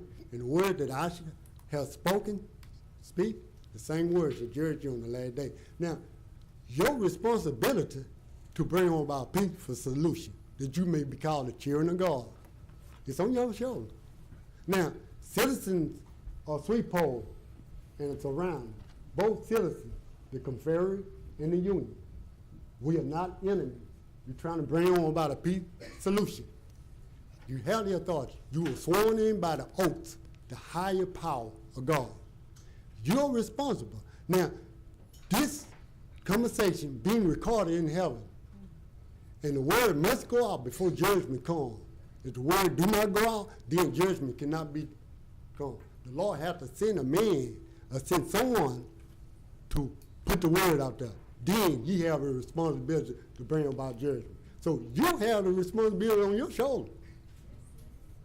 If you vote yes or if you vote no, it's on your shoulder. But you have to do the right thing that you will be able to receive your reward and be called the children of God at that day. So it's being pre-recorded. So do the right thing and bring on about a solution to this situation. It's been 156 years since the war ended. 156. And more lives in the Civil War would have been lost in any other war in the world. Any other war in the world. More lives, more bloodshed is shed in the Civil War in this country, America. God bless you and do the right thing, because by bringing about a peace solution, everybody will be happy. And though that monument belongs in the resting place, why should we always bring back up the dead? Time has expired. They need a resting place. Thank you, Commissioner. Thank you. Tanya Roberson, and after Tanya Roberson, I have Bill Weiner, and after Bill Weiner. I'm sorry, Tanya Roberson, then Bill Weiner. I pronounce it Tanya Robertson. Tanya, I That's apologize. okay. That's Thank okay. you. I want to thank everybody for the opportunity to speak. I want to thank everybody that's here. I am a 26-year vet. I'm retired now. And every time I hear somebody say who served, I think about what takes place in war. And since I'm a visual person, I want y'all to visualize with me. And we want to think about what that Confederate statue stands for. So what if the blood in the bodies of everybody that was slain, according to them, was on them? So every time you walked to the courthouse, you smelled the blood and you saw the bodies. Would you still be proud to have it there then? Would you want the stench on your counter? You wouldn't.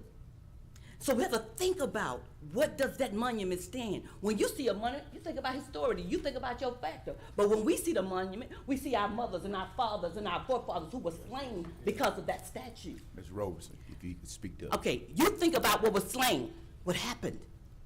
So when you think about your constituents in the neighborhoods who wants the statues to tell them to stand in my place one day, to take my place, feel like I feel, think like I think. And then their view about that statue would change. If more of us would spend more time thinking about the other person instead of ourselves, then we wouldn't be having this discussion today. I moved from Shreveport back 1988 when I enlisted into the military. I support and I defended the freedom of everyone that's here, those that want it up and those that want it down. But I've been serving and doing things in other states, but I want to come back to Shreveport, and I want to come back to Shreveport, and I'm coming back to Shreveport. But I want to come back to Shreveport with a different mindset. I don't want a monument that constantly reminds me, because I can smell what you can't smell. So, Mr. Chavez, you tell your constituents to put the blood of my forefathers on that, so when they walked it, they can smell it. No one likes the smell of death. If you've never smelled it, try. So I want them to think about those things. I want them to visualize those things. So every time you see that statue, I want you to see a man lynching. I want you to see them to snatch a woman's son from her bosom as they're getting ready to slaughter him. I want you to think about it. That's what they did to us. I want you to visualize that. And if you don't want to see it, close your eyes, then I want you to smell the blood. But we're all one nation, united under God. Jesus died for us all. We're basking under unmerited favor, which means there's nothing I could say or do to take away the gifts that God has given to me. Yeah, so that's what I want you to do. I want you to give a gift to Shreveport. They don't know what lies in it, see, because they want to hold on to the old thing. They're holding on to a horse that has thrown them. And as long as I hold on to it, it's gonna kill me. But the moment I let it go, yes, I'm gonna take some bumps and some bruises. But the moment I let it go, I begin to live. I live and I start to see what I was holding on to wasn't worth holding to at all. So I want you to vote to let it go and let Shreveport live and rise. Thank you.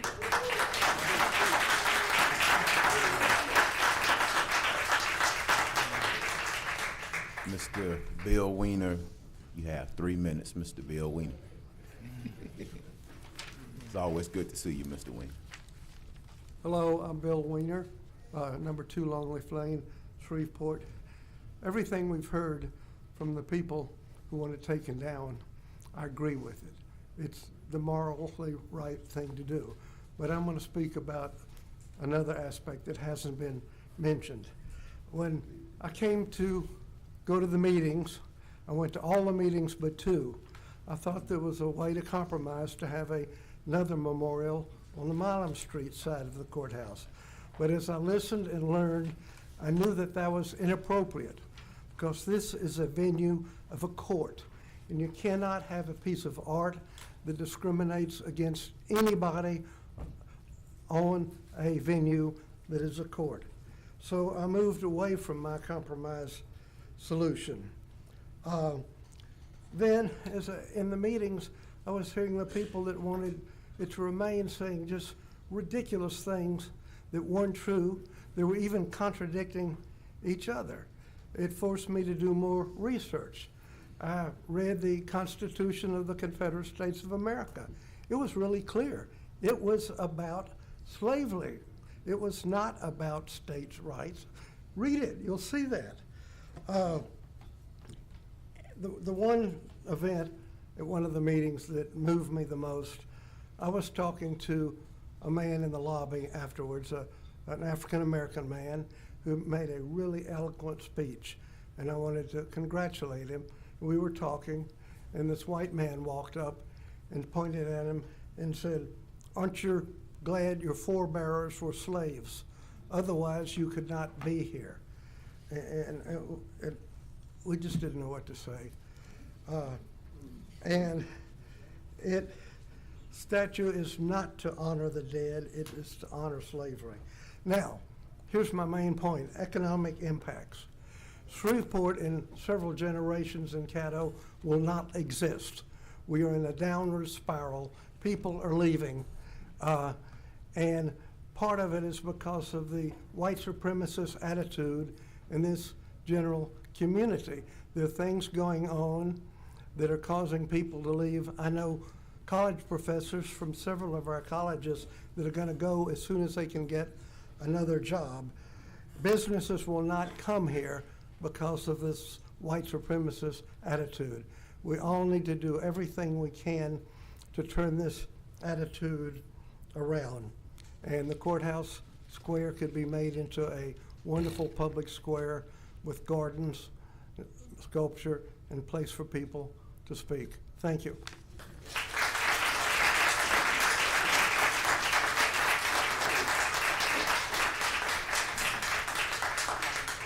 Mr. R.J. Johnson.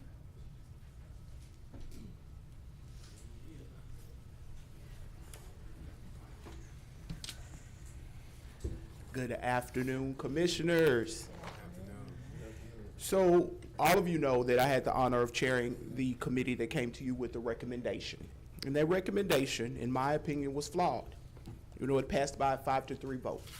I ask today that you not hide behind the Citizens Advisory Committee's recommendation because it was flawed. That recommendation called for the monument originally to be removed, and in that resolution, it stated that the words of the Pledge of Allegiance were very important. That word said, "with liberty and justice for all."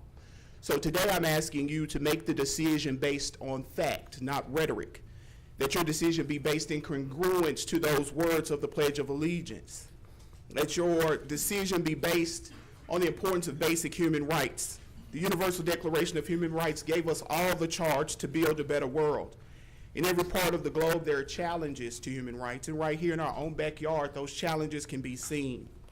It is evident that we have work to do, and our responsibility to change the world must start here at home.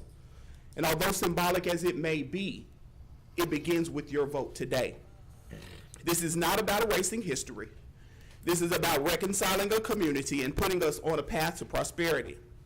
Caddo Parish needs to make national news for the right reasons and not all the wrong ones, based on the ill-advised position and comments from those who ask us to trust them with our governance. You must remember that when you speak for us all. This vote is an opportunity for you to tell the world Caddo Parish is ready to shed its distasteful image as bloody Caddo, or for the persecution of those who wish to speak out and up against injustice. Let them know that we are ready for your investments, your business, your tourism. Commissioners, the struggle of our neighbor is our struggle, and members of this community are counting on you to stand up and lead us in our fight for a better Caddo Parish. We must begin to heal the wounds that divide us, and I'm inspired by the words of the Academy Award-winning song Glory from Selma, which says, "Now we right the wrongs in history. No one can win the war individually. It takes the wisdom of the elders and young people's energy. Welcome to the story we call victory." It is time for you to write a new chapter in Caddo's victory story, starting at Courthouse Square, realizing that it is the strength and resilience of this community that allows us to overcome anything. Together, it's time to move forward as one parish, committed to our success, street by street, block by block, neighborhood by neighborhood, from Greenwood to Ida, to Oil City, to Vivian, to Blanchard, Morningsport, Shreveport, and all in between. We are one Caddo. Please vote to relocate this monument to begin the process of reconciliation. As chair of the Citizens Advisory Committee, I had the opportunity to hear from over 500 residents, both in person and in email, telling us what they wanted to do with this monument. Time has expired. And what we did. Object. I mean, if we're gonna extend everybody, we're gonna keep having to extend everybody. We have plenty of people. Okay, So do so we there's a motion to extend that's been seconded. It's been objected by Vice President Dominic. Please vote on the motion to extend.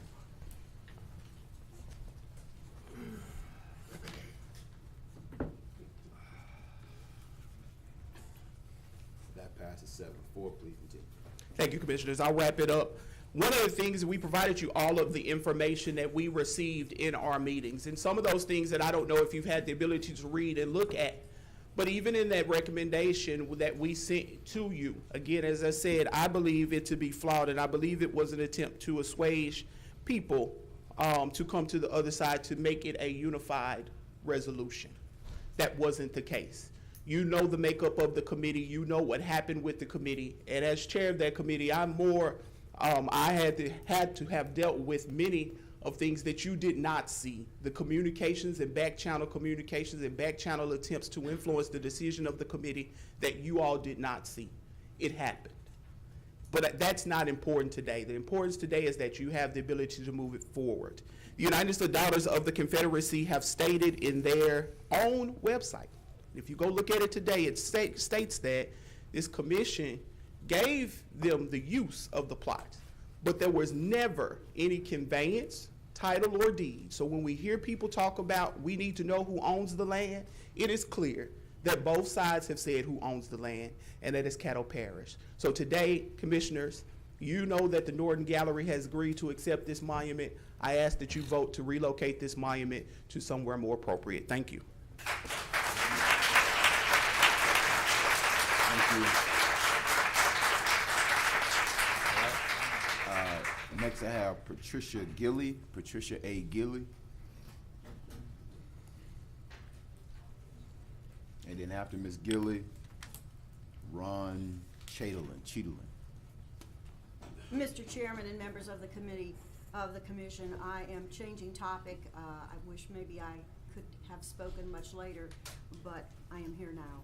My purpose for being here today is to challenge this elected body to put the record straight with regard to our Caddo Parish Animal Shelter. Many Caddo Parish residents have personal experiences with the shelter, which totally contradict the glowing report that was printed on the front page of our Shreveport Times yesterday. A number of your members know that the article failed to present an accurate picture of our animal shelter.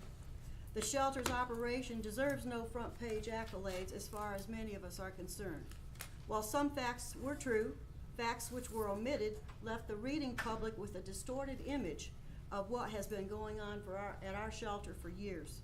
I come before this body to speak on behalf of the dedicated volunteers who have spent hundreds of hours each month working at our shelter doing the work of the paid parish employees.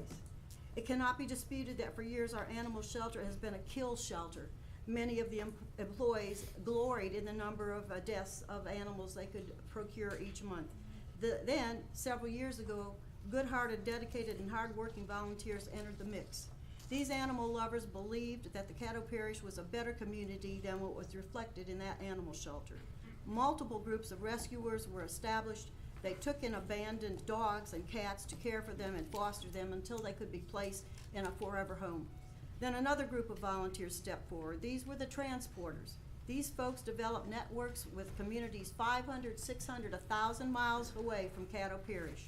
They took it upon themselves to transport animals lost and abandoned in our Caddo Parish streets and tossed out put into our kill shelter to communities where they wanted and would be placed in kind and loving homes. These volunteers not only rescued and transported our lost and abandoned animals, they also spent hundreds of hours each month working at our shelter, doing the work the parish employees were paid to do but refused to do.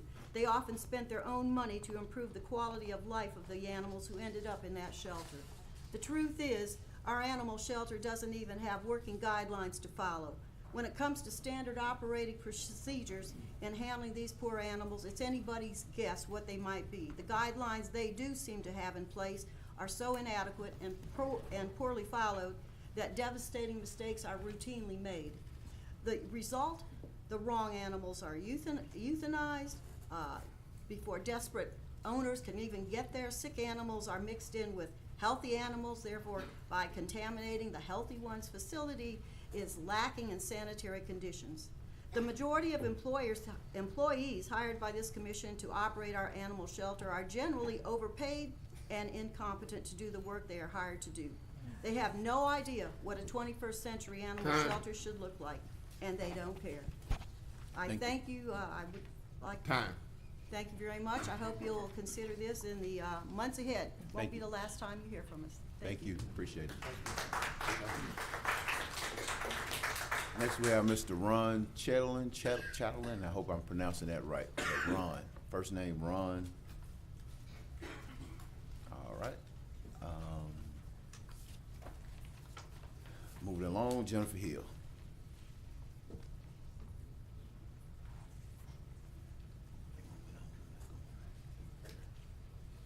After Ms. Hill, that will close our public comment period. Good afternoon. Thank you for letting me speak here. It's fine. It's fine. Good. It's good. Okay. Just project. Will not mess with it. Just project. I am here to support the relocation of the Confederate monument. I don't believe it should be destroyed, but I believe it should be removed from the public property of the courthouse. I am an outsider. I moved here in 2012, and the different people have spoken about the fact that the intrinsic racism here drives away people like me and younger people is absolutely true. It's my biggest dread about moving here in 2012 was that I would be a witness, I would be affected by that deep-seated racism, and that has happened. So it's very difficult for people who come to this area who didn't grow up here. It's not to say that there isn't racism in other places all over the country, but it's just very different here, and there's a denial of it here that is just very disturbing. I often don't even know how to react to it when I hear and see it. I just kind of sit there with my mouth open, and I just don't even know what to say about it. Anyway, I can't really remember the rest of what I was gonna say, and I know lots of people have been talking about it. It just does not belong in a public space. It belongs in an area where people can go and see it, and if it means a lot to them in terms of remembering their ancestors who fought in the war, that's an entirely different thing. But I just don't even understand how the majority of the population here has been able to bear it, for so long, when it is a testament to basically a genocide against their ancestors. Thank you.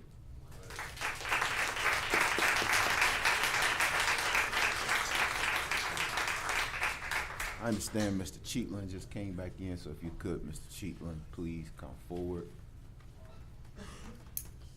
Or if you wish to waive. All right. Public comment section will be closed after Mr. Ron Cheatland. Yeah, public comment section will be closed after that. Well, honorable commissioners, fellow patriots, and citizens of this town and nation, I just want to comment on a decision of the commission about the monument. I too think it's flawed. It's more divisional than pulling people together. We're all born pure as driven snow. We learn to hate, or we learn to love. We learn respect, or we learn disrespect. All of these are learned traits. As far as making this an issue of slavery, this is not really about what's going on here. This is about what's happening in this country. It's about the takeover or change of this country through civil unrest in other towns as well as this one. It's about paid minutia stirs, if you will, and their paid shills and the minions that follow them and what they think that's further divisional for this country. This is right out of the communist playbook to overtake a country. That we'll either learn to love each other or not. The monument has stood there for all these years and hadn't become a problem until recently, based on slavery. There are those in this room that perpetrate slavery that don't know their ancestral background beyond 1 or 2 generations. Hate is learned. Hate is in the heart and the eyes of the beholder and what you want to make it. If anybody ought to be upset about slavery, I should be in there also. I'm an Irish American. In the 1850 census in New York City, the largest percentage of slaves in that town were the Irish. But do I need to carry a chip on my shoulder for the rest of my life for something that's happened so far in the past? I don't think so. And as a patriotic American who served his time 20 years in the military of this country in combat arms, as well as some of those others sit out here, true patriots, it's totally disrespectful to me. Thank you. If I've unintentionally stepped on anyone's toes, I apologize. But if the shoe fits, wear it. Thank you.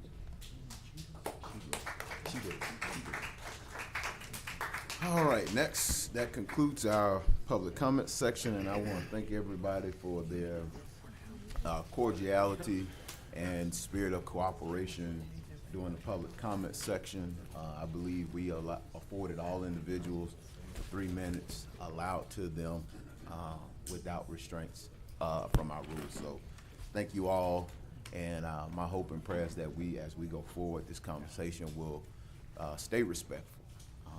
We're not here to discuss people, we're not here to discuss personality, but policy. So if we could keep the conversation professional at all times. Next, Mr. Clerk. We have no visitors, we have no special resolutions. This time we need to adopt the. So moved. Moved by Commissioner Gates Watts, second by Commissioner Linda Johnson. Please vote on adoption of the regular session minutes from October 5th. All right. That passes 12-0. Next. Next we move to public hearing on ordinances. Ordinance number 5719, 2017, proposing amendment to Caddo Parish Home Rule Charter relative to section 3-09, independent audit. All right. Is there anyone here to speak in favor of ordinance 5719 of 2017? Is there anyone here to speak?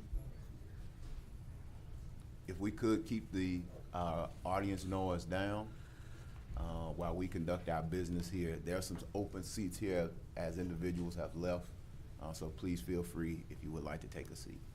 All right. Is there anyone here to speak in favor of ordinance 5719 of 2017? Is there anyone here to speak in opposition? Ms. Clerk, I see no one here to speak. Next, we have ordinance number 5720, proposing an amendment to the Caddo Parish Home Rule Charter relative to section 4-05, powers and duties of administrator. Is there anyone here to speak in favor of ordinance 5720 of 2017? Is there anyone here to speak in opposition of ordinance 5720 of 2017? See no one, Mr. Clerk. We have, that closes the public hearing on ordinances. We move to ordinances for final passage. Ordinance number 5719 of 2017. Motion to strike 5719 and 5720 from Second. the agenda. Moved by Commissioner Lynn, second by Vice President Dominic to remove ordinance 5719 and 5720. I'd like to speak on that Go briefly. ahead. And just to let everybody know that in a coordinated effort between the commission body and parish administration extended the olive branch to not only save the taxpayers the cost of this election, but also be able to implement all that was in here, not waiting until the year 2019, but being able to begin at 2018, and I would hope actually everybody ramping up, getting ready to start January 1st of 2018. And so this has been good government at work. Thank you. Thank you, Commissioner Lynn. Do you want to speak on your second? All right. Please vote on the motion to these are removing these from the agenda. All right. Next. I'm sorry. That passes 11 to 1. Next, we move to ordinances for introduction by title.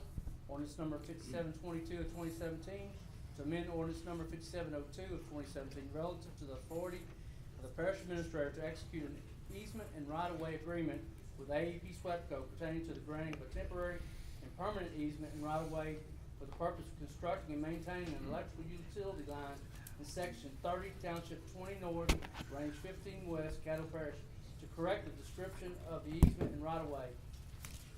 Next, we have ordinance number 5723 of 2017, adopting the budget of estimate revenues and expenditures for the Shreve Memorial Library for the year 2018. Next, we move to ratify the minutes of October 16th. So moved. Moved by Commissioner Gage Watts, second by the parliamentarian. Please vote on work session ratification.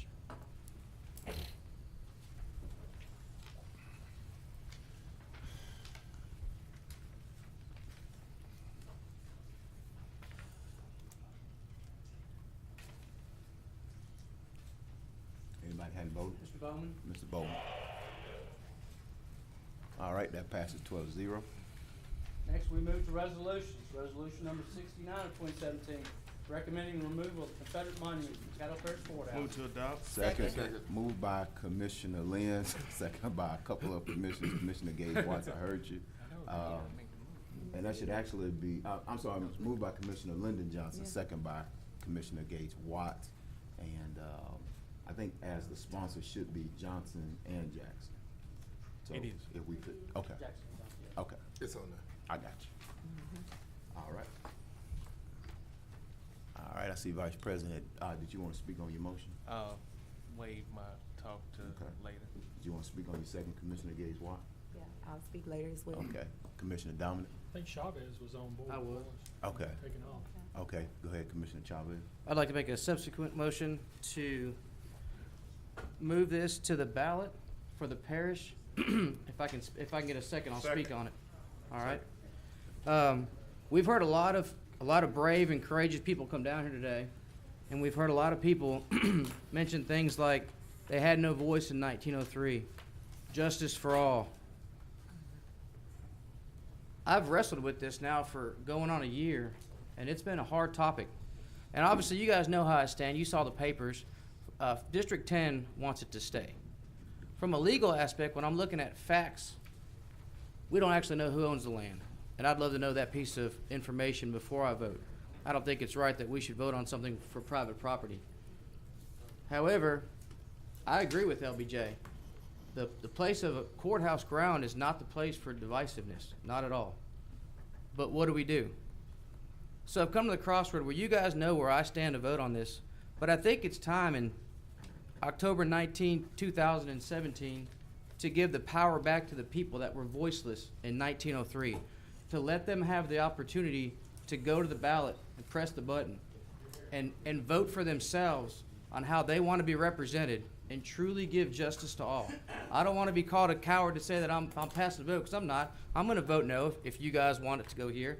But if not, how about giving the vote to the people that didn't have it back in 1903? How about letting them speak for themselves? They did. I think that Again, well, I'm almost done. at this point, the only conversation that should be had is around this horseshoe. We had public comment where we sat and we listened to everybody speak. So at this point, this is not a wrestling match, and so this is not a cheering contest. Yeah. You have to sit as professionals, or we'll have to ask the deputies to remove. Thank you. Be disrespectful. Thank you, President. I'm a veteran. I fought in the streets of Iraq. I get where the people are coming from that say they're veterans, that saw the blood poured out. I get that. But this is about a racial thing. This is about divisiveness. It's a tough call, guys, being the Latino on the commission, being the swing vote, looking at the facts. I had 36 people contact me that they wanted to stay there. I had 6 to say remove it. Majority rule, sure, keep it there. But look at what it's done to our parish. Should it really be at the courthouse? We can vote to get rid of it now, and it's going to go to litigation. It'll be here for 2 years in litigation in courts. What will happen after that? If it's deemed that it is their land, then obviously we have no vote. We have no say-so.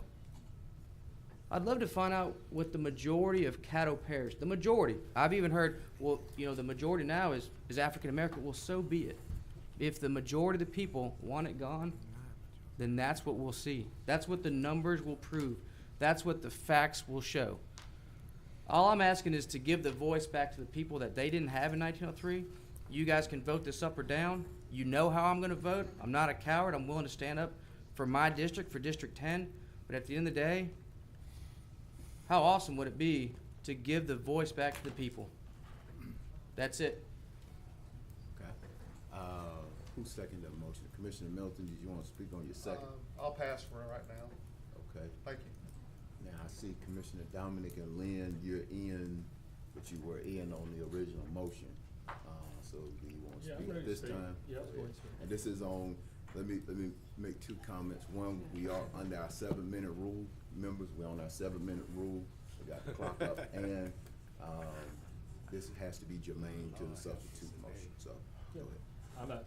I'm not gonna take 7 minutes, I don't think. First of all, I wanted to thank everybody for coming out today and speaking their mind and for the opportunity.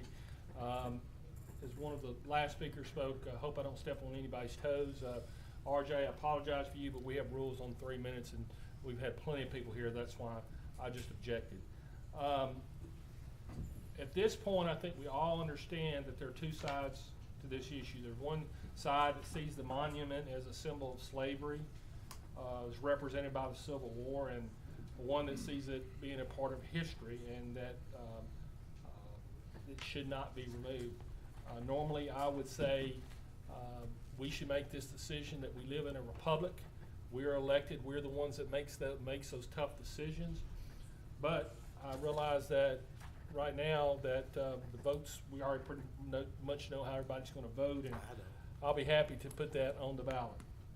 I wanted to add a few things. I think it's important that we get the facts straight, that the Caddo Parish Police Jury passed a resolution in 1903 providing $1,000 to the Daughters of the Confederacy and granting them permission to put the monument at the courthouse grounds.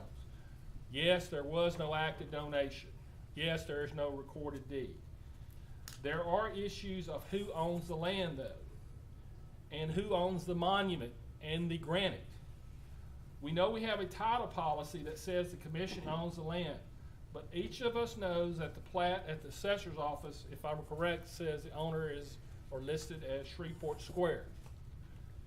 This is only going to be resolved in a court of law. Unlike what Mr. Lee says, this is already, a suit has already been filed. This past year, the Caddo Parish Commission appointed a subcommittee to make a recommendation and had many, many hearings and came back with a recommendation.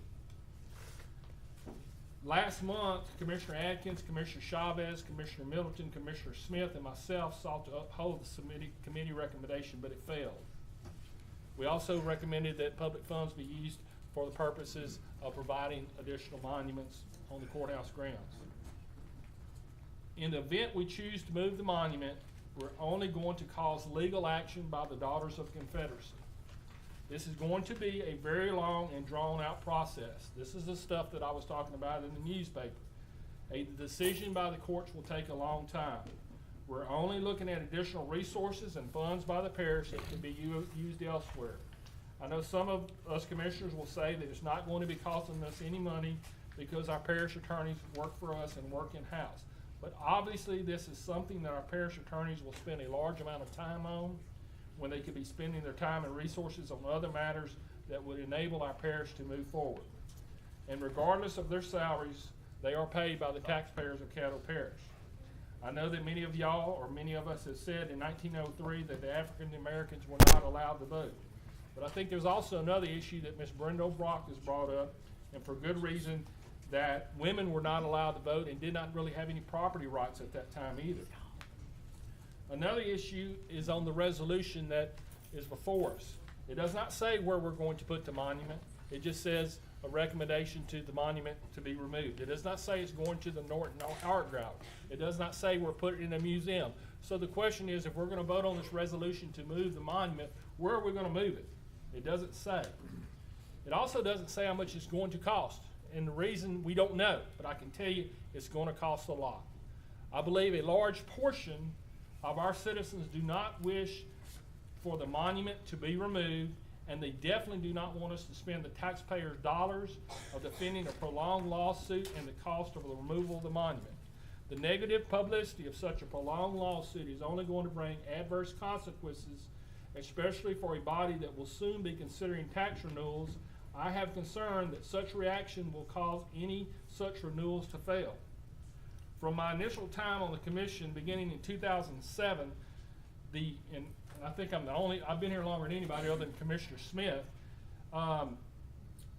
we were the public body that had a good reputation, a great reputation, in shining beacon of other public bodies without much negativity. But that's not so true so much anymore. Since 2014, we've had constant negative publicity and issues concerning lawsuits, animal control, and other issues of porta potty. This is only going to be adding fuel to the fire, as the saying goes. I will be voting no on the removal of the monument, but I will be voting yes to allow this to go to the people if we can get that vote going. Thank you very much for your time. All right. Commissioner Lynn, I want to speak on the substitute motion. Commissioner Atkins on the substitute motion.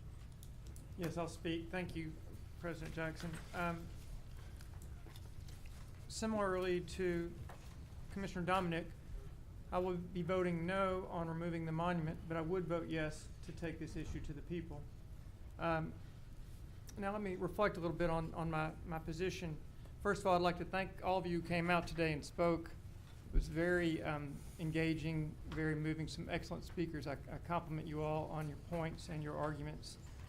You know, after struggling with this issue for 9 months, it's become apparent that this issue is largely a function of perspective and what lens one looks through when they look at the monument. And I understand and respect that a certain portion of our population views it as a symbol of slavery and racism. I understand that and appreciate that and can't debate that. But there's also a significant portion of the population that when they look at this, they see something different. They see it in a different historical context. We have to think about the timeline that was in place when the monument was built. That was roughly 55 years after the close of the Civil War. So there were daughters of the Confederacy, truly daughters of the Confederacy that were 8, 9, 10, 12, 15 years old at the time that their parents left, or their father in those days left to go to the war. And those parents were gone for several years, and if they came back, they may have come back maimed or wounded or hurt. So I think that the war was made a significant impact on those daughters of the Confederacy. So I believe that when the daughters petitioned to build the Confederate Memorial, in their mind it truly was in honor of their fathers, their true fathers. I don't think that it was built, in my personal perspective, I don't view it as being built as a white supremacy, hold the people down type of decision. I don't debate that those issues existed out there, but with respect to the construction of the monument, I don't view it that way personally. So, you know, I view it as being built out of love and appreciation and respect for their fathers who fought in the war, and I would like to continue to respect their views with respect to the monument. So for that reason, it's hard for me to vote to remove it. But I do appreciate the perspective you all have, and it's been an educational process for me. So thank you, Mr. President. Good. Again, Commissioner Lyndon Johnson, if we could state your main to the substitute motion to send to the vote. Thank you, Mr. President. Don't quite understand the substitute motion. For one, if we take this to the people, this will incur additional costs because this will be an election. We had plenty of time to talk about doing this prior to this, but now we're here in the 9th inning, the bottom of the 9th, 2 on base, 2 strikes, 3 strikes, and 3 balls. And now we want to say, let's punt it and give it to the public. The public elected us to represent them.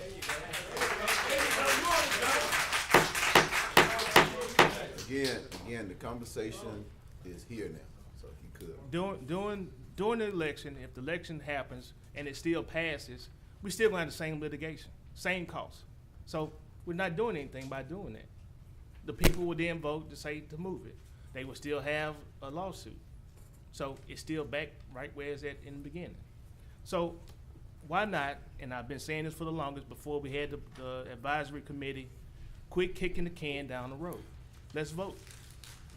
It's simple as that. Let's vote. Commissioner Gage-Watt.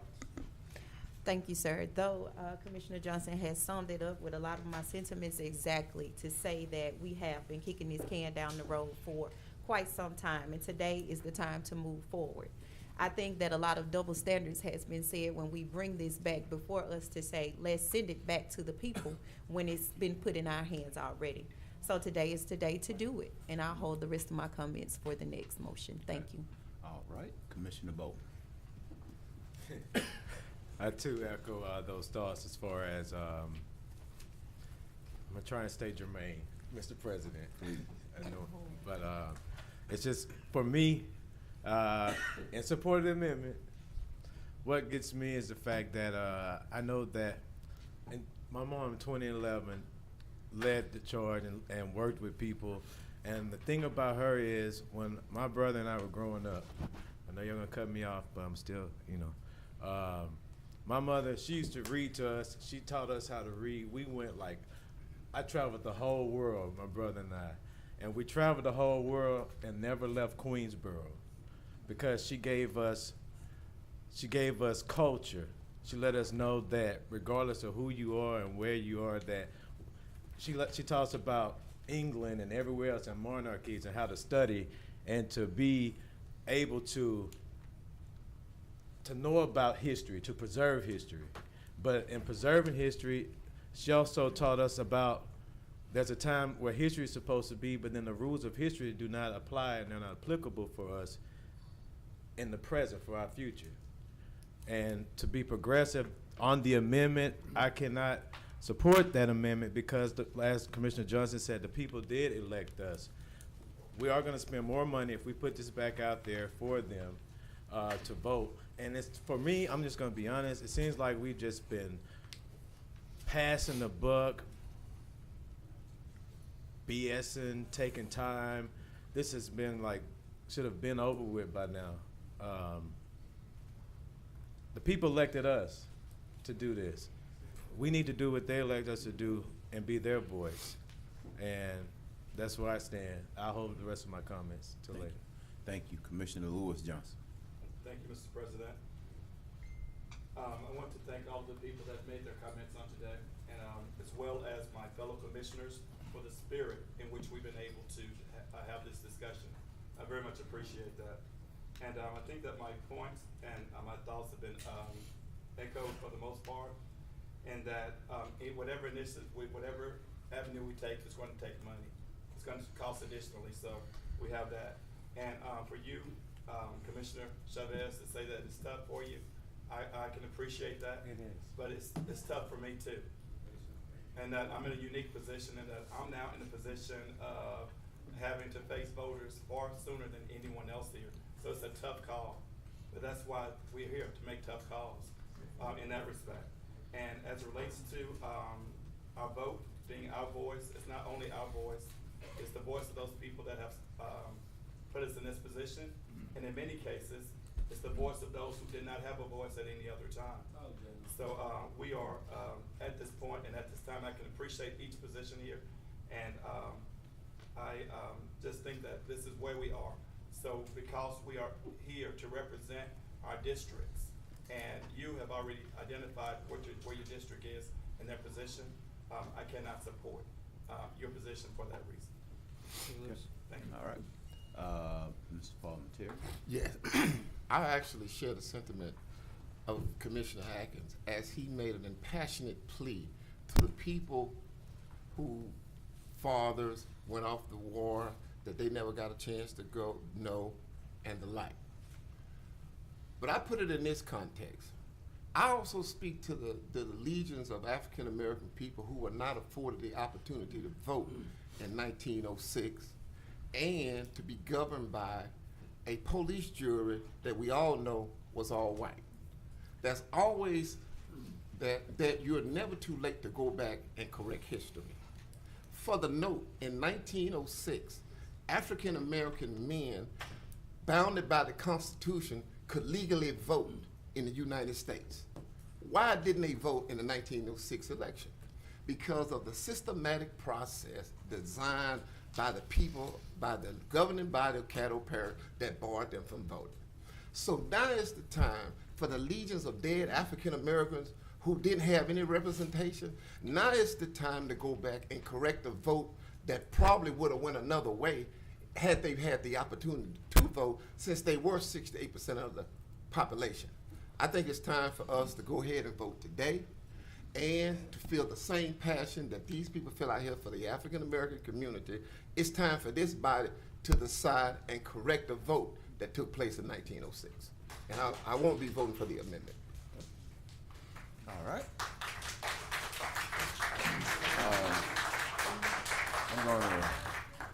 I'm going to rise in opposition to the substitute motion as well.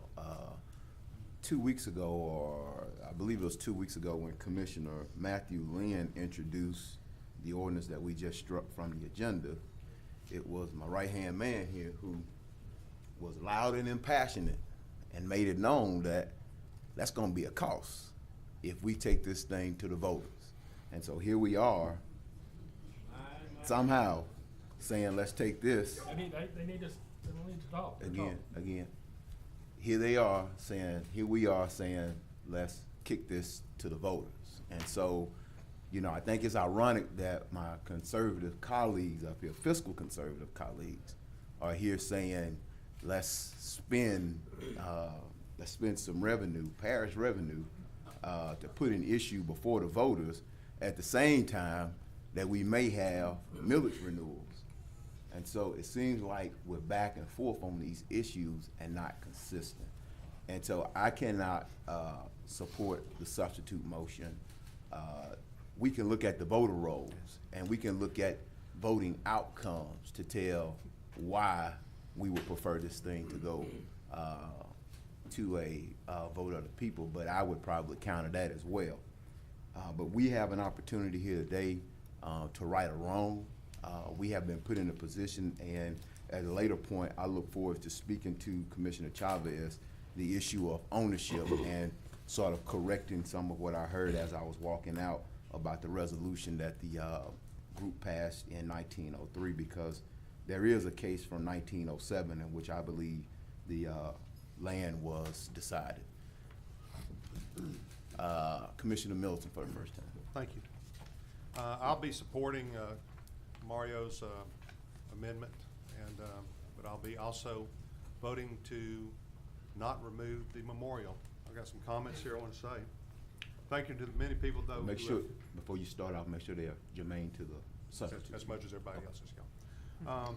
Thank you, everyone that has voiced your opinions, your attitudes and everything here in the last 14 months or so. The atrocities of slavery in the U.S. can never be denied or forgotten unless the subject of history continues to be assaulted in the interest of political motives. The U.S. is unique in which we were the first major population country to eradicate slavery. The Civil War was the costliest war America has ever fought.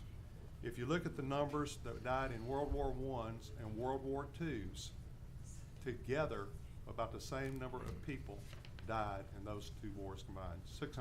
Around 600,000 people died in the Civil War and around 600,000 in World War II and World War I. A majority of Americans think Confederate monuments should be preserved in public places. According to a Reuters, however you say that, opinion poll, a view that is at odds with efforts in many cities to remove them. The August 18th poll this year found that 54% of adults said Confederate monuments should remain in all public spaces, while 27% say they should be removed from all public places. Another 19% said they didn't know. And another poll in Huffington Post, a third of Americans favor removing statues and memorials of Confederate leaders, with 49% opposed. Just 29% of Americans favor changing the names of streets, schools, and buildings commemorating Confederate leaders, which half are opposed. Mothers held bake sales to raise money for these monuments. Women wanted to honor their husbands and children who didn't return. That was a way for the South to be able to grieve. As far as spending a lot of money to take down monuments, moving them, and then spending a lot more money to put them back up somewhere else in public view, just doesn't make any sense. The people who find these objectionable in the public view do not know, in the public view, do now will find them equally as objectionable if they're in a museum context. I understand about justice. Caddo District Court holds about 60 jury trials a year, over 1,800 in the last 30 years. A poll of the current clerks that work in the clerk of courts, none of them remember the Confederate Memorial being an issue, not even in an appellate court process. I have a quick letter here from one of our more knowledgeable attorneys in the parish. He writes as a private citizen, respectfully representing to the commission. Almost 15 years, and this is Arthur Carmody. Almost 15 years ago, the commission unanimously approved the employment of United Title Company, a highly respected title firm, to render its opinion on the ownership of the monument. This was accomplished through United's officer so-and-so. That due to acquisitive prescription of over 10 and 30 years, that the title was vested in the United Daughters Confederacy. And that's why we think, one day, we need to let the citizens decide. To ignore the opinion of your expert at this time and to vote to take and do whatever with the monument would be a dishonor and to the conclusion of the owner agent that we had hired. As a public body, ignoring the opinion of your expert, one you selected and paid for, is reckless to the extreme and a violation of your duty to act in the public's interest. And to you, Mr. Carmody, I'll write this. My response to this body is serial, and that it usually rejects opinions of committees and subcommittees. The Charter Review Committee, the Monument Subcommittee, and the Long Range Committee membership were changed by the President to reflect how he wants this monument removed. This memorial has stood over 110 years. Every citizen has a right to vote and to own property. It has, and that's what has occurred since it. It has seen protests and the civil rights amendments. If I thought its removal would end the woes of today's society, especially Caddo Parish, assaults and murders are going on here. Sexual trafficking and exploitation, elective abortions of illegitimate births, sexually transmitted diseases, but would bring a resurrection to God, then I'd borrow a bulldozer and help to move it. Again, this is the next step in removing history, where it is now people can actually stand on the historic ground where the Confederacy surrendered and not have the annotation at a museum stating 6 miles from this location is where the Confederacy surrendered. Of the District 8 people who have contacted me, about 96% want the memorial to remain. They want us to get about the real business of government and not political ideologies. Several have reminded me the parish's continuing lack of success at tax elections, even when the elections were rededication, wouldn't have cost them any money, and still we were able to lose those elections. Let the citizens decide. That's what it should be about. In closing, I'm not going to say that a closing comment, but anyhow, Thank you, Mr. President. I appreciate you. Have a good day. Okay. Commissioner Vice President Dominic, second time around. Yeah, I wanted to say, au contraire to you, Commissioner Jackson, that when we put this back on the ballot, I don't think it would cost us any more money. It would be on at the same time that a renewal would be. Same argument that y'all made when I was objecting to this. And Commissioner Johnson, Lyndon Johnson, to you, you were the one that pointed this issue. It was before us about a month ago, and you made the motion, if I recall, to put it on today. So you know, talking about punting it down the road and making a decision today, I'm just simply saying that it was before us a month ago. So all I have to say on this issue, I would rather say at this point that it go to the vote of the people. Let those, like Commissioner Chavez said, were not able to vote at that time. The women and the African American decide where they should go. They did now though. All right. Commissioner, They won't be able to vote. Hey, you want to talk? Commissioner Lyndon Johnson, second time. Call for the question on the substitute. Second. What Moved by about Chavez for Commissioner- the first time? Yeah, you spoke on your substitute. I spoke on it, but Yeah. I hadn't spoke on my first time. When you speak that is your first time. That is your first time. I'll give you that then. All right. Mr. All right. President, get him to repeat the substitute motion. Okay. Please repeat your substitute motion. I will vote on call for the question. Hold on, one moment. Call for Commissioner the Smith, question. we're calling for the question at this point. Have At a this point. motion by Johnson. Second by Commissioner Gage Watts to call for the question. Please vote to call for the question.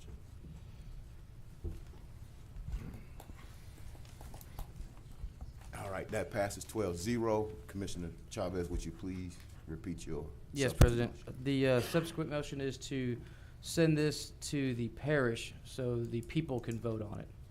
All right. All right, so a yes vote would adopt the substitute motion.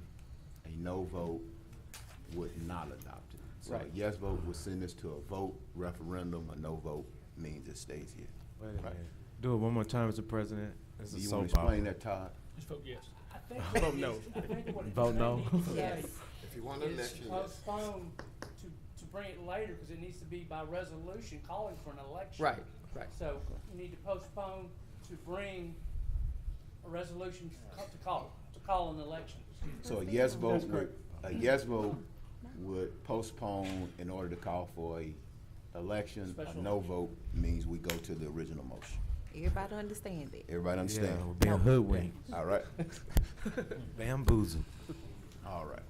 led astray.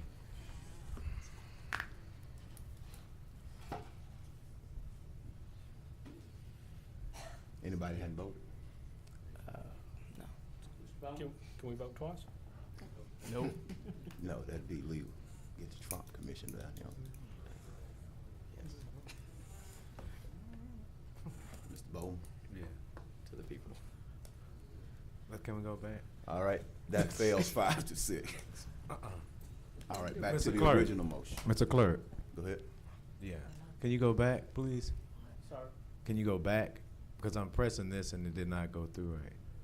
it's your, what Hey, is you your want- vote? Yeah. It says abstain, and I never abstain What for was your anything. vote, I'm not a sir? coward. No. Okay, so what's your vote? What's your vote? No. Okay. So that So fails it's 6-6. 5-7. It fails. 5-7, 5-7, okay. yeah. So that fails 5-7, all right? Now we're back to the original motion, all right? Some trickery up here. All right. Commissioner Johnson, do you want to speak on your original motion? Yes, yes. We've had many citizens from Caddo Parish come to talk today, and you know, over the period of time, I've told my colleagues that the citizens of Caddo want this statue moved. Today, you've heard that from many of the citizens of Caddo Parish. In 1861, January 26, Louisiana decided to leave the Union. When they did that, they then became a rebel. In doing that, right now, we don't honor anyone who is a rebel against the United States. Right now, we don't do that. So why would we do that now, from history? We made concession with this monument because initially the commission wanted to tear it down and be done with it. But knowing that that would never pass, the concession was to move it. So there has been some compromise on this particular deal. We have heard that there's over 13,000 signatures to move the monument, favor to move the monument. We all received an email the other day that's 4,000, that 4,000 signatures to keep it where it's at, which is also national, okay? So both of them apples to apples. When you dig down into it, there's not that many on the against on that list. If you go down, read through that list, there's not that many in Shreveport or Caddo Parish that's on that list. In 1900, there was 10 black registered voters. 1902, there was 15. In 1904, there was only 7 in Caddo Parish. So how did they have a right to speak to say, don't put that up? We also heard today that the same day that they erected that, there were lynchings. So that was probably someone, 3 blacks were lynched that particular day. So that was probably someone that was protesting against that. We also know from history and knowing that there has been unfair justice done to blacks over a period of time. We today have a chance to undo all those wrongs. And by moving it from a public building is a chance to do that. We're not destroying it, as some people have said and came up here over the last 9 months to say, you taking away history, you're doing that. We're not doing that. We're moving the monument from the courthouse, which should be an unbiased facility, to a museum where it should be, or the art gallery. Either one, fine with me. We shouldn't have to keep bringing up about bloody Caddo. I mean, that was in the past, but at the same time, it can also be the future. Because if we don't make a stance today to say that we need this moved, then what are we really saying? That we agree with bloody Caddo, and we agree with slavery, and we agree with everything that the Confederacy did. We also heard about who owns the land. And I know Commissioner Jackson is gonna get into it even more, but I have a few documents here. And this was back in 2002, where the United Title Search was done. And then we also have a rendering from the then parish attorney that basically said that the land belongs to Caddo Parish, which is block 23. That whole block, as you see on this diagram, says that it belongs to Caddo Parish. So to hide behind different things to say that, well, I'm gonna vote no for this particular reason, it's not a good reason. We wasted months on this. Yes, I did postpone this to the 19th because I figured everybody would have everything out of the way. We can vote on it and get it done. But to now come in the ninth inning and then say, well, let's take it to the public. We could have done that 9 months ago. But that was not the choice of this body at the time. The choice of this body was go with an advisory committee that was stacked because they had people on there that was sons of the Confederacy and daughters of the Confederacy on that particular committee. So now, here we are today, faced with making this vote. And these people have elected us to make these tough decisions. If not, there's no reason for us to be here. We can always sit here and push a button, when it's easy. But when it's hard, you want to say, well, let's do this, let's do that. This is what we are elected to do. Make hard decisions for the parish. And if this is too hard, then this job might not be for some people.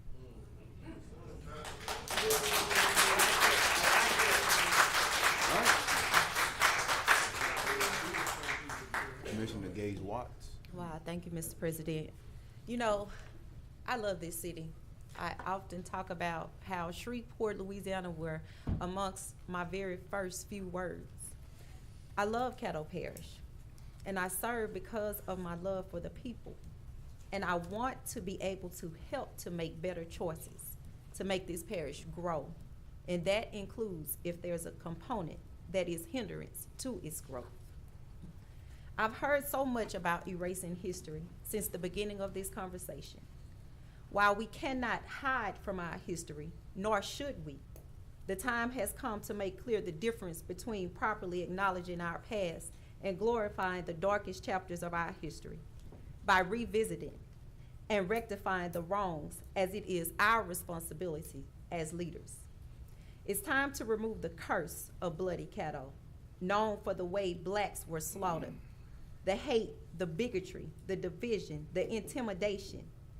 Do you know I had an uncle who stayed away from Caddo Parish for 37 years because of this stigma? I'm so grateful to every citizen who stood up today to voice your thoughts about the removal, as well as the ones who voiced their opinions about it staying in place. The wisdom from the 81-year-old touched my heart and reminded me of my grandmother and the history that she shared. Then the young lady that spoke from her heart, I believe she was a millennial, that explained the intimidation of defeat that has poured through her community and stood up to show that she cared. This gives me confirmation of the war we are already in. So when you stand before me to describe heads being blown off, see, I've witnessed that more times than I count to know. I hear the rhetoric of love, unity, and respect, but in the same voice, I'm told if I'm offended by the monument, then maybe I should use the back door. That's a door that has been used for way too long. That's the one that was used when blacks didn't have a voice, because empirical data has dots instead of numbers when this monument was erected. I'm not against the monument. I'm saying it's not in its correct place. I'm not asking you to destroy it. I'm asking you to move it.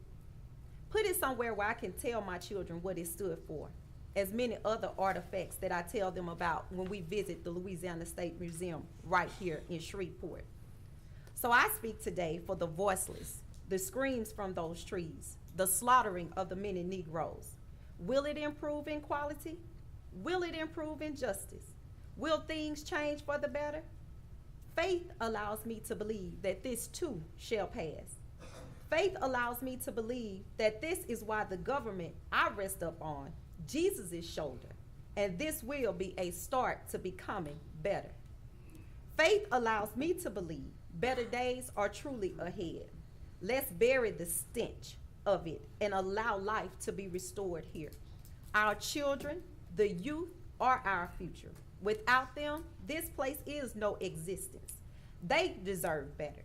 We owe them to show them that we care. Give them hope to stay or return by starting today. Moving forward and letting go of old keys, and let's open some new doors of true unity, true peace, and true love. I'll be voting yes for the removal of the monument because the people who elected me has spoken and because it's the right thing to do. Thank you. Thank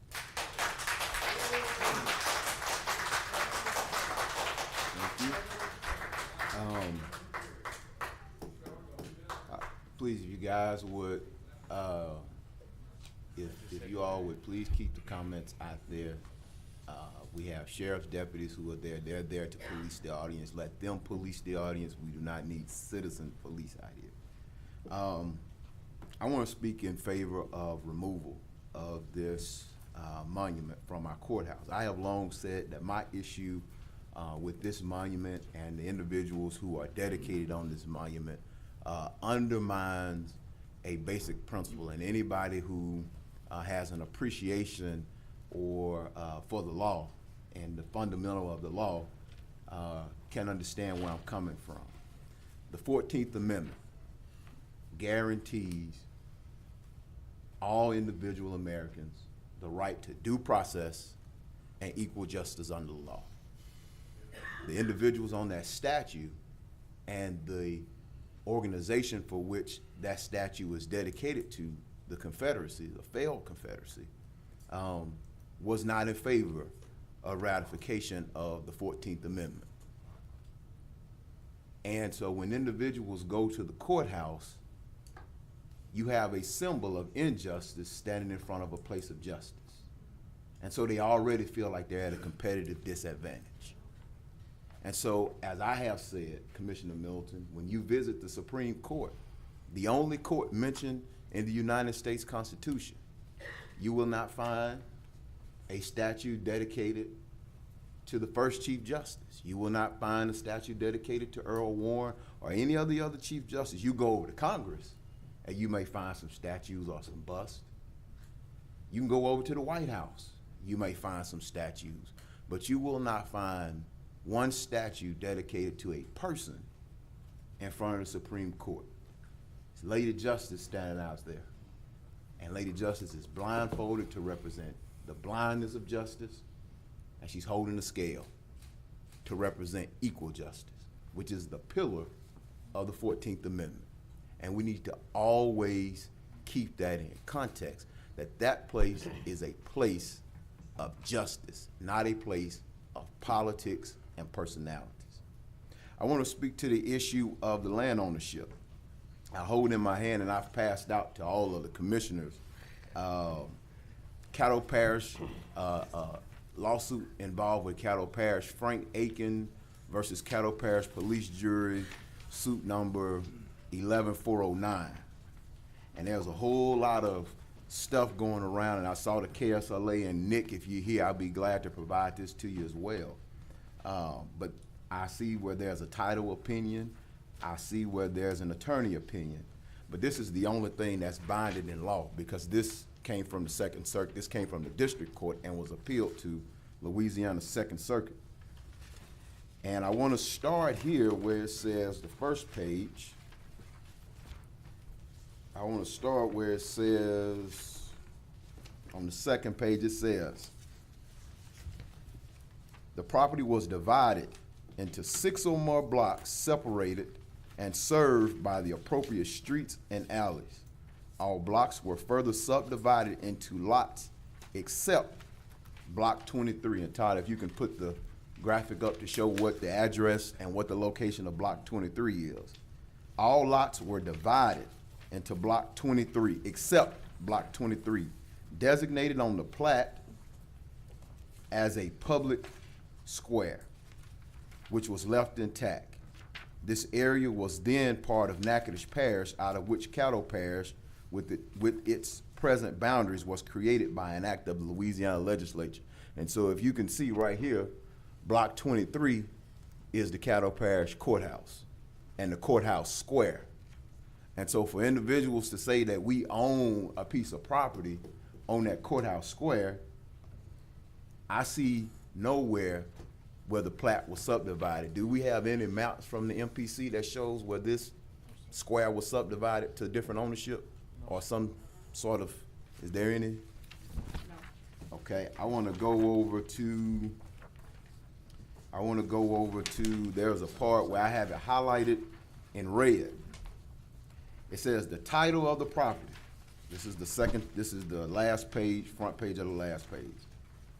It says the Caddo Parish Police Jury has in fact exercised jurisdiction and control over and has administered the public square for 124 years as a location for public buildings. The city of Shreveport is not before this court in this action or as a party litigant. The city is not claiming any jurisdiction or authority over this property or the courthouse situated thereon. So this is about the issue of the title. It then further goes on to say the title of the property having been dedicated to the public, the governing authority, which at this time was the police jury representing the parish, continues in the public represented by the parish and not the lesser segment of the public.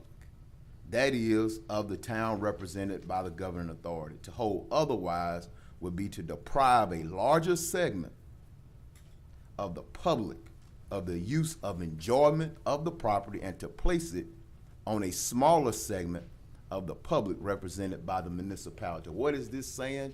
What did those justices say? Is you cannot take this property from the parish of Caddo. We have exercised ownership and dominion over this property for well over 100 years. And to come in and claim prescriptive possession or adverse possession is not possible. So I look forward to if we go to court.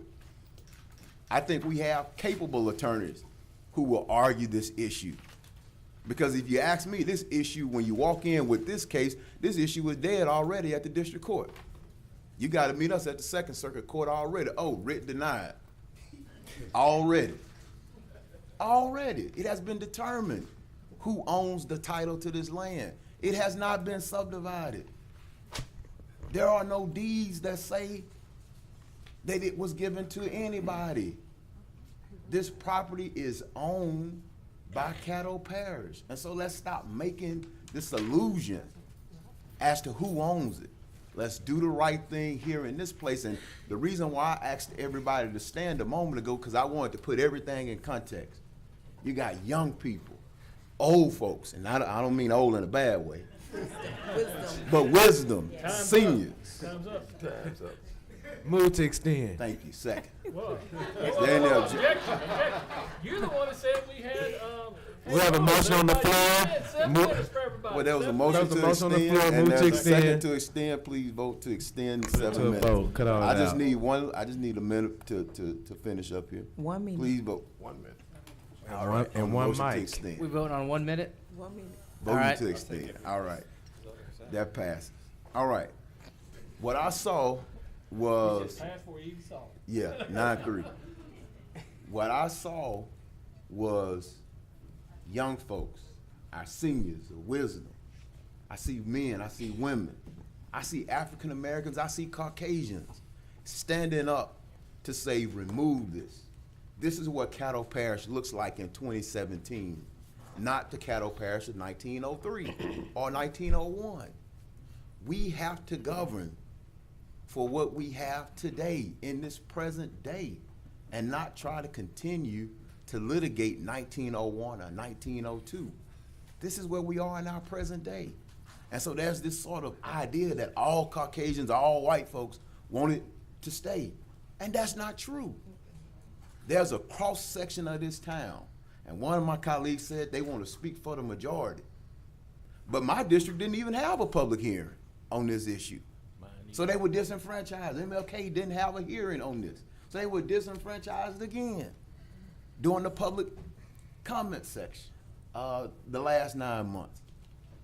And so to say that you want to speak for the majority, we don't even know what the majority is. And I'm questioning what majority are you talking about? Because the majority of people that I see want it moved. And that is a very inclusive group of individuals. Again, let's vote our conscience. This is 2017. We need to be about the business of not fighting the Civil War again. Let's put bloody Caddo in his respective deathbed. And let's move on down the road. Rest assured, you can rest assured I'm going to be bringing some stuff that talks about housing, economic development. But are you going to be ready to move on them? Because then we'll be saying, wait, hold up again. So rest assured, it's coming. And we can discuss the real issues of crime. So let's vote to move this and let's start the process. And let's not wait another 3 or 4 years to then say, wait again. Let's be about the business of moving this monument. Thank you.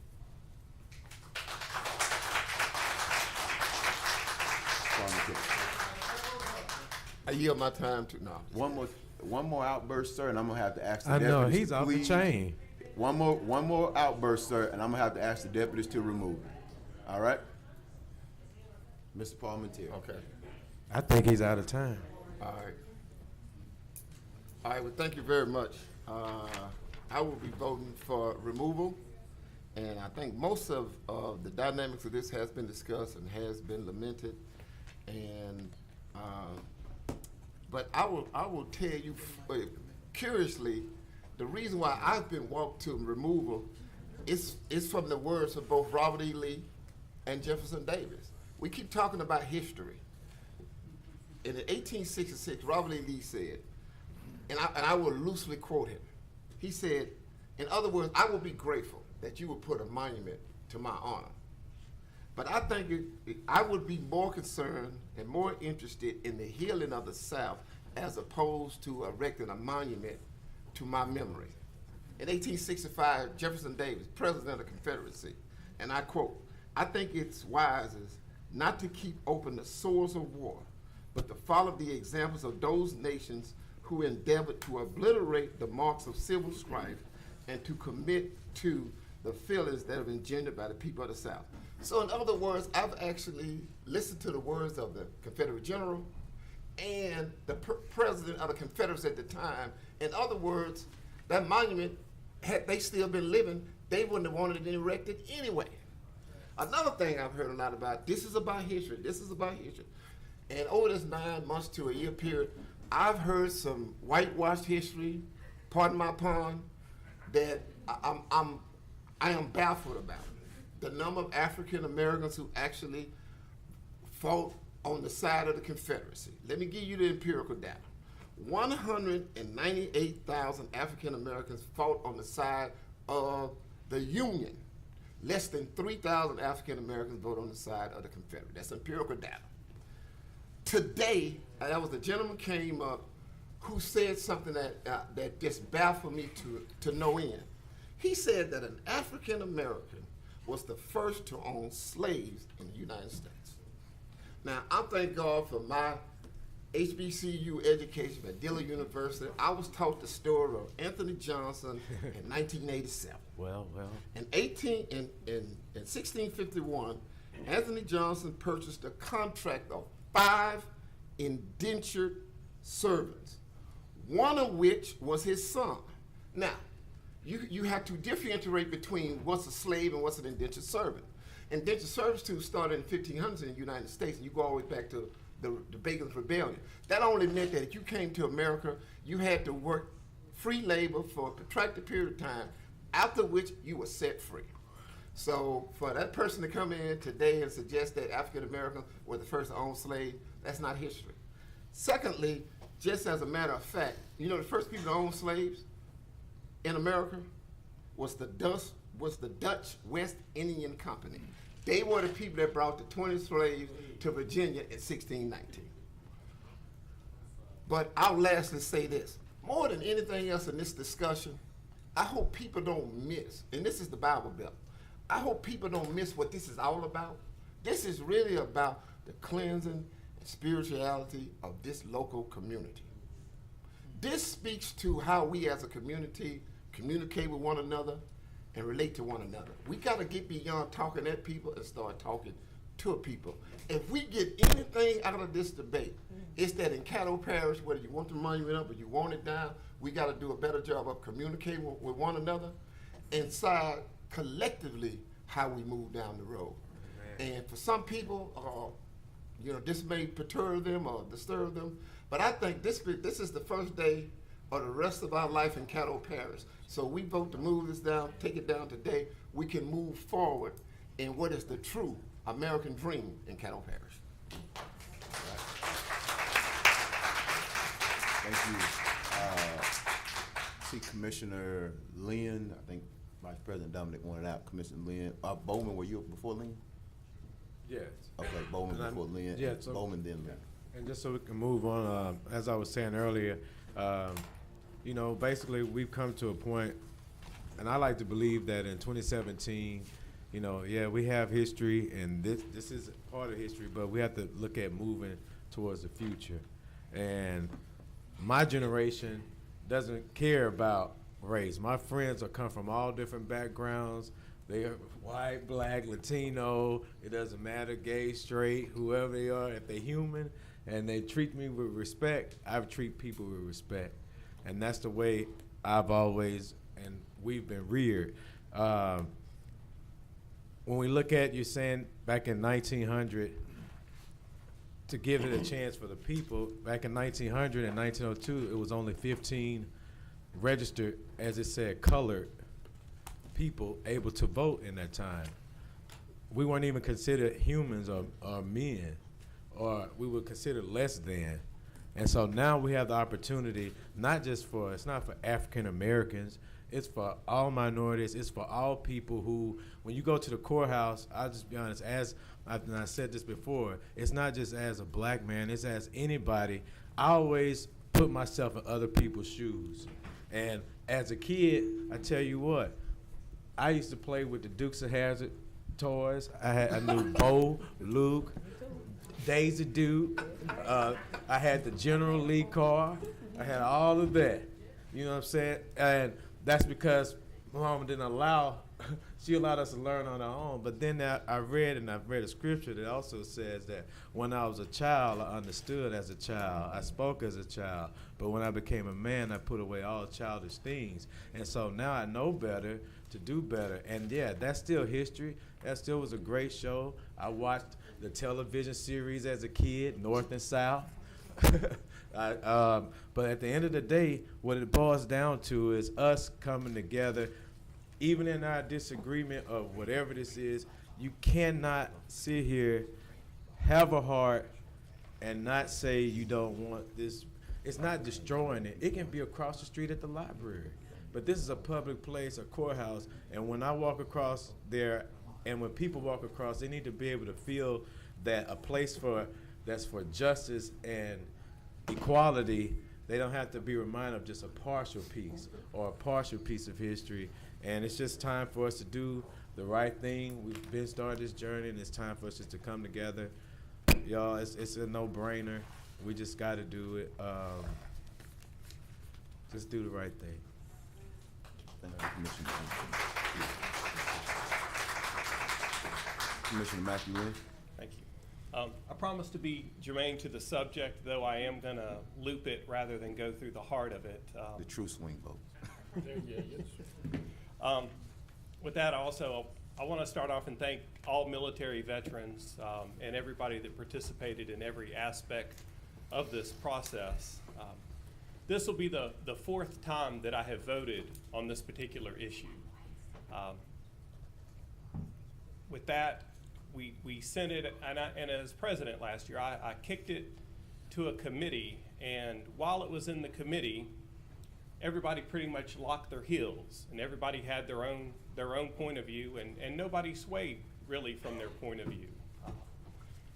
While they were doing their studying, I was doing my own studying, and I guess the turning point came. I read the Federal Executive Order 11478, and it talked about justice and a clear vision for all and a clean plate for everybody to work off of. And I listened to probably a little over 100 people, and when I say I listened to a little over 100 people, I listened to a little over 100 completely different people. Some people that I knew, some people that I didn't know. And since listening to those people, I've heard a couple of things that has resonated in my mind that I debate, is that keeping a monument or leaving a monument or moving a monument does not change history. History is whatever it is. The history that I experienced from my ancestry is different than the history of a person's who has a different ethnic background that lives in our community. My history is different from their history. But the history is still going to be the same no matter what it is. I've also heard that this is a knee-jerk reaction that we as a community, that Caddo Parish as a community is acting on this right now because other communities are acting on this right now. And to that I say, absolutely I agree, in that I take it into this context. About 35 years ago, I broke about 50 bones in my body. And every day people are like, hey Matthew, how you doing, how you doing? And I'm always doing great. I feel great. Everything is pretty good in my life. I don't say I hurt, but I do. And I look at the monument in that same context. It's been there 112 years, 102. Nobody said anything because you couldn't do anything about it. But I can promise you that if all of a sudden I read where people that broke 50 bones, you could take this pill or vote this way or do this or do that, and all that pain would go away, I would do it. But I'm not going to jump out there all by myself without seeing those successes. And so I recognize that the pain has been there, whether you want to recognize it or not, that it does exist. And people have to go on with their life. And so it's only brought up when people see successes in other communities and successes of removing that pain. And so I recognize that this is not just a knee-jerk reaction. I recognize that this is an aspect of people seeing success in removing the pain in other communities, and they want to remove that pain in this community. Now, I come from a military family. My father was in World War II at the age of 17. He got out after World War II.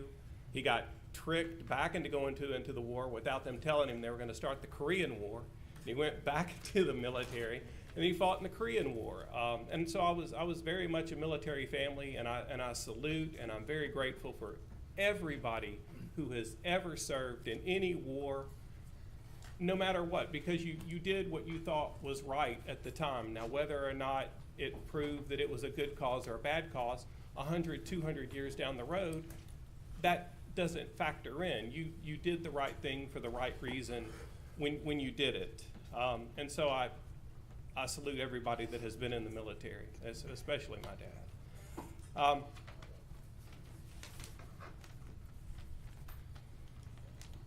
There is one portion of Caddo Parish that views the monument as a sense of pride. And there is another aspect of our community that believes that it marginalizes them. I view it as a stick of granite. I know that a lot of us view it as a carved piece of granite, but I have to factor in that there are people that live in our community that think it is something that makes them better than somebody else. And I have to view also that there are people in our community that feel that it marginalizes them. The fact that it is on the courthouse grounds is my issue. The sanctity and the purity of the courthouse must remain pure, that nobody for any reason, whether perception only, whether it may be reality, whether it's a glimmer of even a thought, should ever think that the decision on whether or not they are legal, or whether they have broken the law or not broken the law, guilty, innocent, there's nothing on the courthouse grounds that should reflect any decision already being made. I had one friend say, do what your heart says. I had a close relative tell me, Matthew, you're a Southern boy and you gotta vote like a Southern boy. My decision is not based on either what's in my heart. My decision is not based on me being a Southern boy. My decision is based simply on the fact that I value the purity that a courthouse is supposed to stand for. And that anything that deters or steers us away from the purity that a courthouse is supposed to stand for, any distraction at all, no matter how big or how small, it must not exist. Not on the courthouse lawn, not walking in the front door. That's my 7 minutes.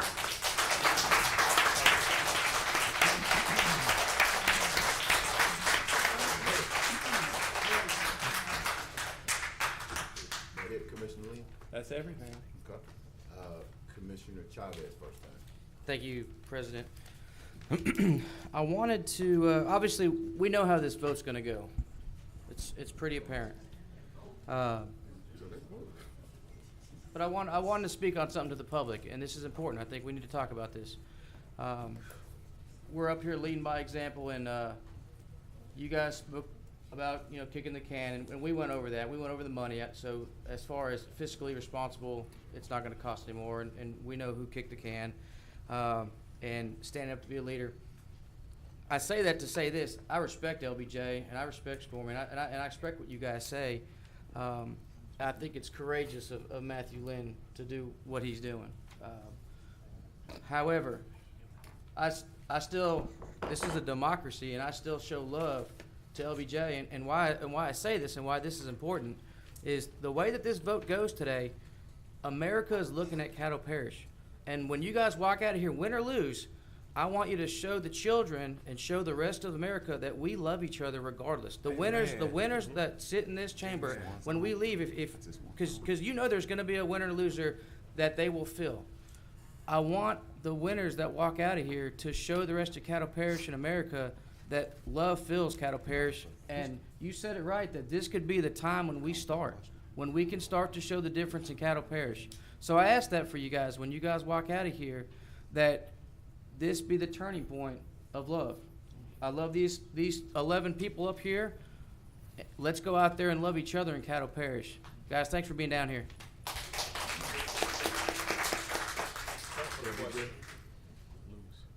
Commissioner Lewis Johnson. I call for the question. Second.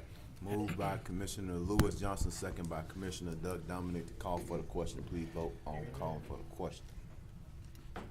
Commissioner Chavez, you don't expect me? I love you. I said 11. Just a little bit. I said all 11. 12-0. I love all 11 you. Love you back. I love you back, brother. All right, that passes 12-0. Next. Please vote on the motion to remove it. To remove. That was the original motion to remove. In the name of Jesus.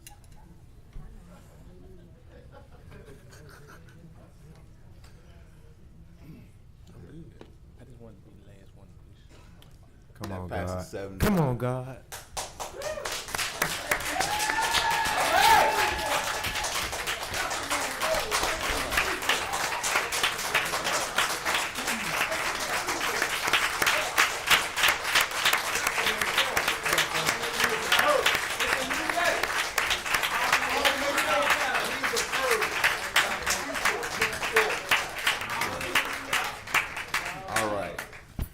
Still got an agenda to carry on. Please feel free to stay around.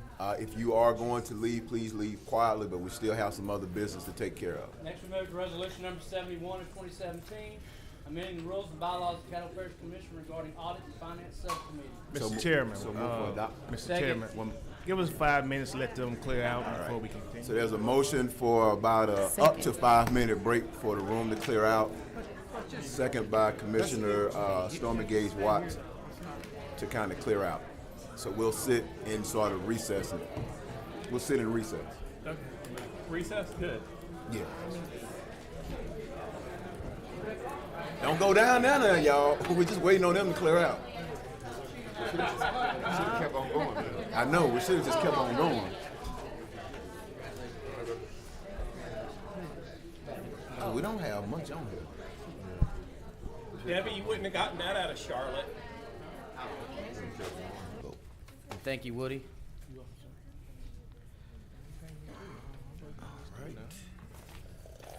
That's good, Woody. That's good. That passes 10-0 with 2 out of the chamber. We have no old business, we move to new business. Confirm appointments, reappointments of Caddo Parish Industrial Development Board members. So moved. Second. Moved by Commissioner Atkins, second by Commissioner Doug Dominic. Do y'all want to speak on your motions? I'll just point out that this did come out of committee. It was a vote of 4-2 for this group, so I think I recommend we move forward with them. Okay. Commissioner Dominic, did you want to speak? I'd say the same thing. I was, a little upset that Gardway didn't get on here. I was supporting him, but at this point, I will acquiesce to the recommendation of the Economic Development Committee. I would ask that we move forward. We don't need any other additions. We need to move forward and appoint these 5 people. Mr. President, may I?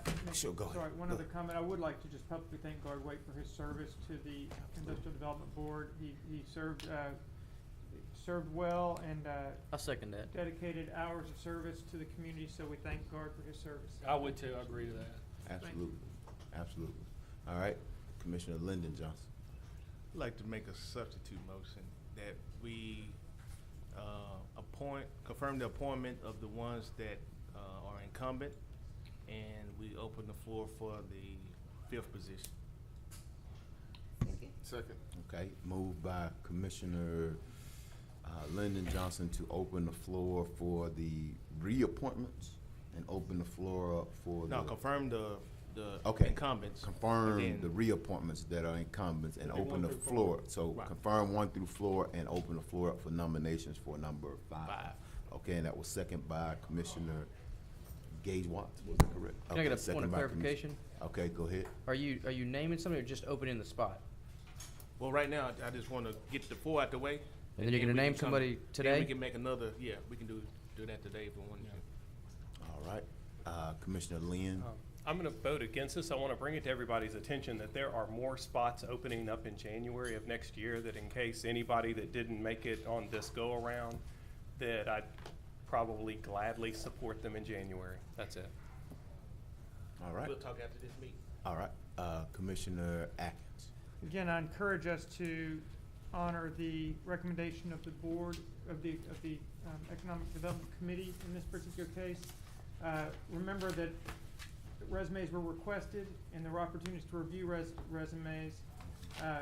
The committee worked through that issue, gave this due consideration, and I would hate to open it up for debate at this late date. Okay, Commissioner Dominant. Yeah, let's see, bases on full, everybody's on first, second, third, 2 strikes, and getting something Bottom thrown of here the at the ninth. last. Bottom of the This came to us. Bottom of the Just ninth. came to us. Bottom of the ninth. That's the best point. Bases loaded. Wrigley Field. We ain't sat on this for 9 months though. You know, we put this on the committee, Economic Development Committee, just like Commissioner Atkins said, who's head of the committee. We perused the resumes, we looked at this, we talked about this. That's why I went to the committee, and I think we need to, and I'm acquiescing to these members, these 5 members, because I was the one that wholeheartedly supported Guard Wade, and I didn't think he needed to be removed or someone to take his place. At this point, I'm agreeing with the Economic Development Committee, and I think we need to stick by that, we need to stay by that, and we don't need any bunts, we don't need any laydowns, we don't need any line drives, we sure don't need a home run. We need to vote right now and get this over with. You ready to go, huh? You If know we your go one best. more longer, I'm gonna vote till we order pizza, okay? All right, Second. all right. Commissioner Chavez. Can't really follow that, Doug. The Cubs man loved it. No, I think we need the, if you want to bring somebody, I'd like to see the resumes of them first before I feel comfortable voting on them. So I'm just going to go ahead and vote no on this, and then when it comes back in January, we'll look at some new guys. That's it, guys. Okay. All right, so please vote on the substitute first, all right? Vote on the substitute. I'm sorry. Let's repeat it. This is, the substitute is to approve or confirm 1 through 4 and open the floor up for number 5. All right, please vote on the substitute. The screen went blank. Oh, Lord. Sorry about that. Todd, I got a problem with the screen. I don't know. Jackson. Hey, Oh, I'm sorry. And Bowman need to go vote over there on the other side. Todd, something wrong with His machine shut down. I hit the wrong button, can I hit no? Your vote is showing. I don't know how, because his machine didn't even up. it's the Russians. Uh-oh. It's the communists. The communist threat. Let's do it by hand. So the motion is? Pushing on buttons, they make up the whole system. They go. Okay. Make it worse. We know All right. this is here. Yeah. Just do yours by hand. Someone else. All right. Okay. Mr. Bowman, you voted, sir? All right. That fails. Was that your vote? Did you change your vote? You guys are yes. Well, that failed 6-6. So that failed. Okay. The substitute. Let's go to the original motion. All right, so we're back to the original motion to approve as. To approve these and adopted. moving forward. Right. Want some? No. And there's, and again, there's Yes, room I in am. January. Is the original motion? Yeah, this is the original motion to approve. There's room in January. The original motion to approve.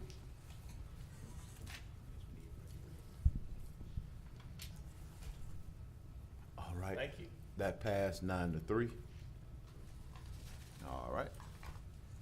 Move to communiques and committee reports. Oh, I will, I have some. Just want to point out, just want to point. Commissioner Atkins.